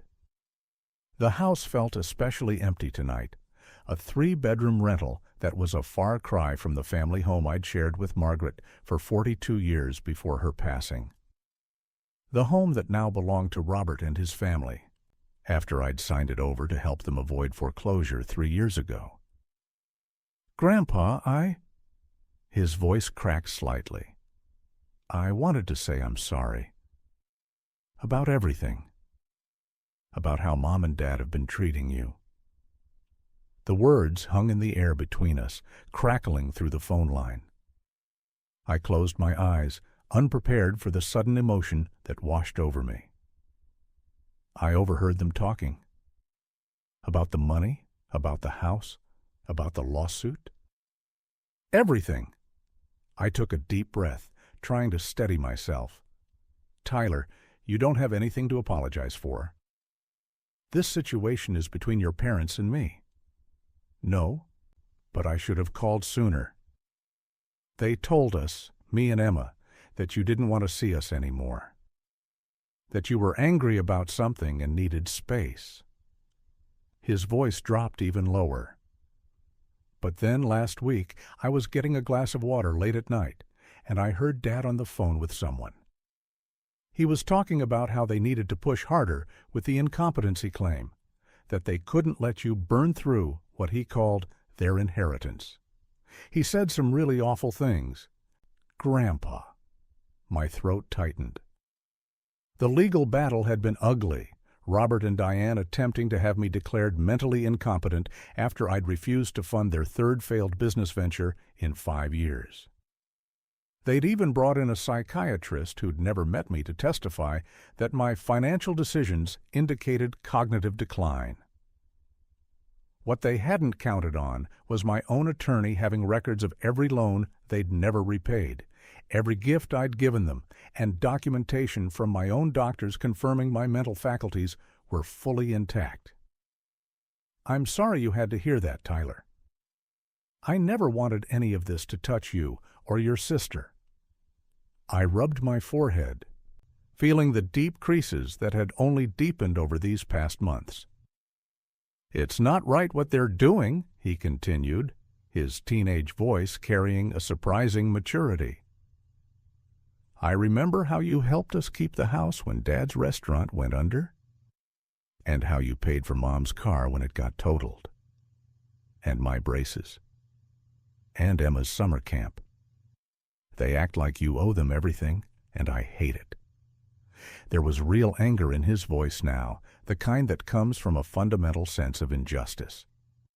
I felt a complicated mix of emotions, pride in my grandson's moral clarity, sadness that he was caught in this situation, and a deep, unexpected relief at not being completely forgotten by the younger generation of my family.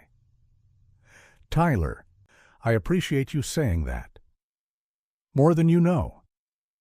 But I don't want you getting in trouble with your parents. This will all get sorted out eventually. They don't know I know, he said.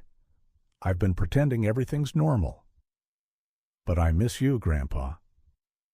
Emma does too, but she's only 12. She believes what they tell her. He paused again, and I heard him take a deep breath. I was wondering, do you think maybe we could still have our chess games? Like we used to on Saturdays? The question hit me with unexpected force. Those Saturday chess matches had been our ritual since Tyler was 9 years old. I'd taught him the game on the antique set my father had given me, the one with hand-carved rosewood pieces that had survived 3 generations. The same set I'd managed to take with me when I'd moved out, one of the few family heirlooms Robert hadn't insisted belonged in the family home. I'd like nothing more, I said, surprised by the thickness in my voice. But how would we manage it? I don't want to put you in a difficult position. I have debate team practice every Saturday until noon, he explained, but we actually finish at 11. I could tell Mom and Dad practice runs long and meet you somewhere. Maybe that coffee shop near the library? The one with the outdoor tables where we went that time, after my tournament? I pictured the place, Riverside Coffee, with its shaded patio and view of the park. I know exactly where you mean. I could bring the chess set. That would be awesome, Tyler said, and I could hear the smile in his voice. I've been practicing online, so don't think I'll be easy to beat anymore. I wouldn't have it any other way, I replied, feeling something shift inside me, a knot loosening for the first time in months. This Saturday, then? 11:15? Perfect. I should go now before someone notices I'm not actually doing calculus. There was a pause. Grandpa, I love you. And I'm really sorry about everything. I love you too, Tyler. More than you know. After we hung up, I sat in my recliner for a long time, the phone still warm in my hand. Outside, the moon had risen above the rooftops, casting silver light across my small patch of lawn. For the first time since this whole ordeal began, I felt my face relax into a genuine smile. The legal battles weren't over, and the pain of Robert and Diane's betrayal remained a dull ache beneath my ribs. But something fundamental had changed. I wasn't alone anymore. I got up and walked to the closet where I kept the chess set, running my fingers over the worn wooden box. Saturday was only 4 days away. I needed to brush up on my game. Tyler had always been a quick study, and I had a feeling he might actually beat me this time. As I set up the pieces on my kitchen table, I realized I was looking forward to something again. Tomorrow, I would call my attorney and tell him about this unexpected development. Perhaps there was a path forward I hadn't seen before, one that might salvage some part of my family, even if it wasn't the part I'd expected. 3 months had passed since the dust settled on the legal proceedings. The calendar on my kitchen wall now had small notations that brought me genuine joy. Chess with Tommy, 4 p.m., appeared every Wednesday, and Senior Center, 10-2, marked Mondays, Thursdays, and Fridays. My life had found a new rhythm, one I'd never anticipated but had come to treasure. The house felt different, too. I'd rearranged the furniture, donated many of Margaret's decorative items to charity, and created a space that felt entirely my own for perhaps the first time in decades. "Check," Tommy said, his 13-year-old face scrunched in concentration as he slid his bishop diagonally across the board. We sat at my kitchen table, afternoon light streaming through windows I now kept uncurtained. His school backpack rested against the refrigerator, evidence of our little secret arrangement. His mother, my daughter-in-law Jessica, dropped him off under the pretense of a coding club at the library. We both knew there was no coding club. "Well played," I replied, studying the board. "Your strategy has improved considerably." I moved my king out of danger, knowing I was 3 moves from defeat, but wanting to extend our time together. Tommy had his father's analytical mind, but none of Robert's coldness. The boy visited weekly now, our relationship flourishing away from his father's disapproving gaze. "How's school this week?" "Mr. Peterson gave me an A on my history project," Tommy said, immediately repositioning his queen. "And I made first chair in band." His eyes never left the board, but I could see the pride in his slight smile. These were the moments I'd fought for, the right to know my grandson's achievements, to watch him grow. "Checkmate in 2, he added confidently. After Tommy left, picked up by Jessica, who gave me a warm but cautious wave from the car, I prepared for the evening's phone call.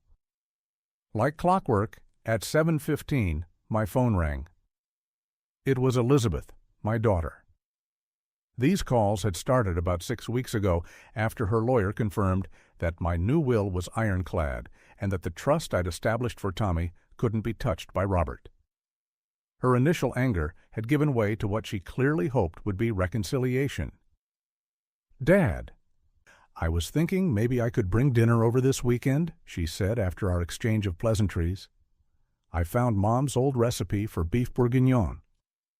Remember how we used to have that for special occasions?" Her voice carried that hopeful lilt that had once been so effective at getting what she wanted. I pictured her in her kitchen, perhaps with a glass of wine, rehearsing this conversation beforehand. "That's thoughtful of you, Elizabeth," I replied, keeping my tone even. "But I've already made plans with friends from the Senior Center. We're having a potluck Saturday." This wasn't entirely true. The potluck was the following weekend, but I wasn't ready for her visit. Not yet. Perhaps not ever. "How are things at the gallery?" I asked, changing the subject. I maintained these conversations with polite distance, never hostile, but never yielding to her increasingly transparent attempts to reestablish herself in my will. At the Senior Center the next day, I helped Martha organize the financial literacy workshop I'd started. At 72, Martha had a similar story to mine. Her son had convinced her to add him to her bank accounts just in case, then systematically drained $42,000 before she discovered the theft. We'd become friends through our shared experiences, and now worked together to help others. The community room was set up with 16 chairs, handouts on each seat detailing warning signs of financial exploitation and resources for legal assistance. "Frank, could you help Irene? She's got questions about her son's power of attorney document," Martha said, gesturing toward a frail woman clutching a folder of papers. I nodded and made my way over. This had become my unexpected purpose, using my painful experience to help others avoid the same fate. I'd helped 3 seniors in the past month alone recognize concerning patterns in their family members' behavior, and assisted one in setting up a protected trust similar to what I'd done for Tommy. "He's saying it's just a formality," Irene explained, showing me the document her son had asked her to sign. "But I don't understand why he needs access to my investments." Her hands trembled slightly as she spoke. I recognized the familiar pattern, the rush to sign, the minimizing of the document's importance, the vague explanations. "Let's go through this line by line," I said gently. "And perhaps we should schedule an appointment with the legal aid attorney who comes on Tuesdays." As I explained the implications of what she was about to sign, I saw the recognition dawn in her eyes, the same realization I'd had months ago in my attorney's office. There was something profoundly healing about helping others avoid the pain I'd experienced. Later that evening, I joined the center's dinner group at a local restaurant. 8 of us gathered around a large table, all single, all over 65, all with stories of loss and rebuilding. George, a retired accountant, was telling a story about his grandson's baseball game when my phone buzzed with a text from Elizabeth. "Please reconsider dinner this weekend. We need to talk." I silenced the phone and slipped it back into my pocket. Around me, laughter erupted at George's punchline. I looked at these people who had become my friends. None had known me in my previous life. None had expectations or judgments about who I should be or what I should give them. There was something freeing about starting fresh at 70. As I drove home that night, I thought about the family gathering that would happen next month for Tommy's 14th birthday.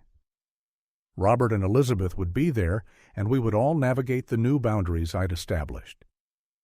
It would be uncomfortable, perhaps even painful, but I would endure it for Tommy's sake.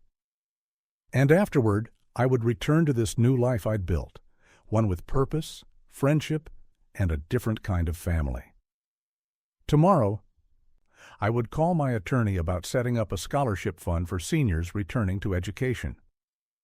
The money I'd once planned to leave to Robert and Elizabeth would now serve a different purpose. As I pulled into my driveway, I felt not bitterness, but something approaching peace. The Christmas tree in the community room of Oak Ridge Senior Living sparkled with 1,000 tiny lights, casting a warm glow over the gathering. I adjusted my red sweater, a gift from Marge, who insisted I needed something festive for the occasion, and smiled as I watched my newfound friends mingle around the punch bowl. 1 year had passed since I'd made the difficult decisions that had changed everything. The legal battles were over. The dust had settled. And here I was, 82 years old, celebrating Christmas with people who 6 months ago had been strangers. "Arthur, you haven't tried my cranberry bread," called Eleanor, a retired librarian with silver hair and keen eyes that missed nothing. She'd been the first to welcome me when I moved in last spring, bringing over a stack of mystery novels and an invitation to the residents' book club. It's my grandmother's recipe. The secret is orange zest. I made my way across the room, nodding to Frank and his wife Doris, who were deep in conversation with Dr. Patel, our resident chess champion. The piano in the corner played gentle carols, courtesy of Hank, a former music teacher who could still coax beautiful melodies despite his arthritic fingers.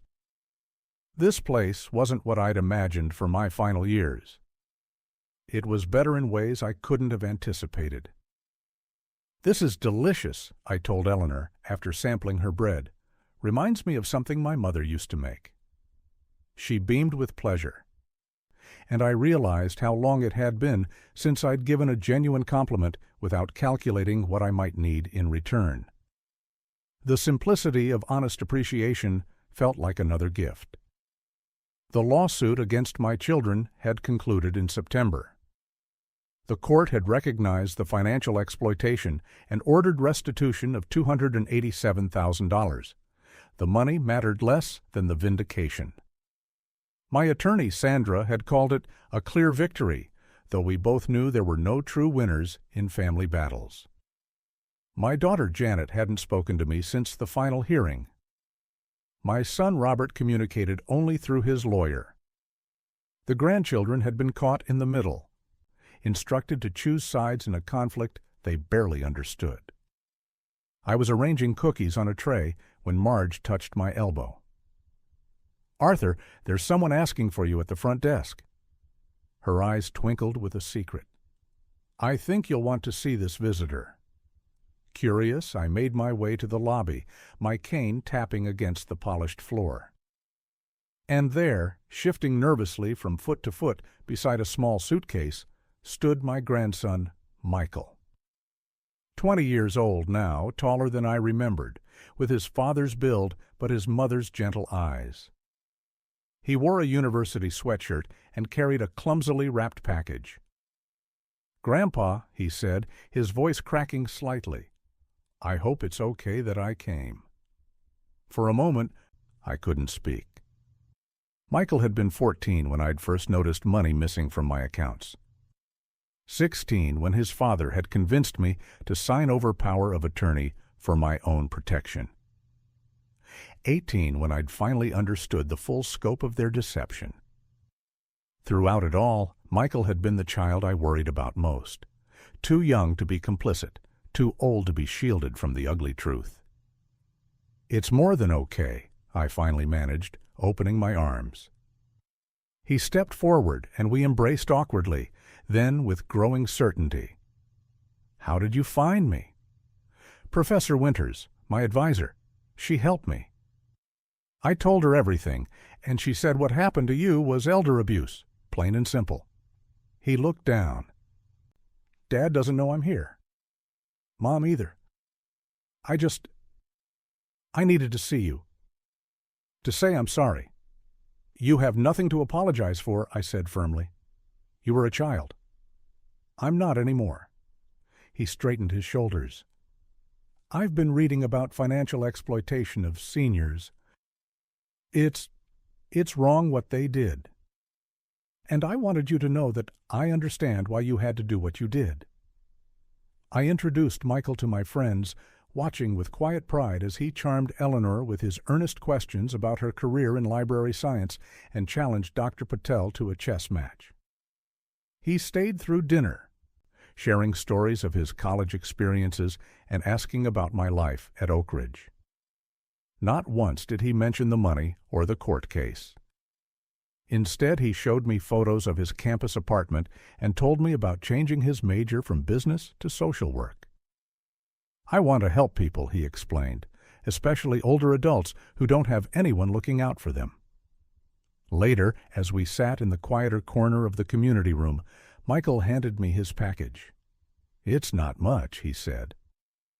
Inside was a framed photograph I hadn't seen in decades, my late wife and me on our honeymoon, standing on a beach in California, young and hopeful and completely unaware of what lay ahead. "I found it in the attic when Dad was clearing out some boxes," Michael explained. "I thought you should have it." I traced the edge of the frame, remembering the woman who had stood beside me for 47 years. "She would have been heartbroken by what happened," I said quietly. "But she would have been proud of you, Michael." "As I am." When it was time for him to leave, he had a bus to catch back to campus. He promised to visit again. "Maybe for spring break?" "I could stay a few days, if that's all right." "I'd like that very much," I told him. That night, after the festivities had ended and the residents had returned to their apartments, I sat with the photograph on my lap. reflecting on the journey that had brought me here. The pain of discovering my children's betrayal had nearly broken me. The courage required to confront them had seemed beyond my capacity. The loneliness afterward had felt like an abyss from which I would never emerge. Yet here I was, surrounded by people who valued me not for what I could give them, but for who I was. Eleanor, with her books and bread. Frank and Doris, who invited me for coffee every Tuesday. Dr. Patel, who patiently taught me chess despite my mediocre skills. Marge, who noticed when I was having a difficult day and always knew how to make me laugh. And now Michael, finding his way back to me through the wreckage of broken trust. Family isn't defined by obligation or blood alone, but by mutual respect and love. At 82, I finally learned that family doesn't exclude family, and I found my true family in the end. Some were related to me by birth, like Michael. Others had entered my life when I needed them most. Together, they formed a tapestry of connection that was stronger for having been chosen rather than merely inherited. I placed the photograph on my nightstand and prepared for bed, feeling a sense of peace that had eluded me for years. Tomorrow would bring another day in this new chapter, one where I was neither a victim nor a benefactor, but simply Arthur, a man who had lived long enough to learn that the truth, however painful, offers the only foundation on which genuine relationships can be built. And that, perhaps, was the most valuable inheritance I could leave behind.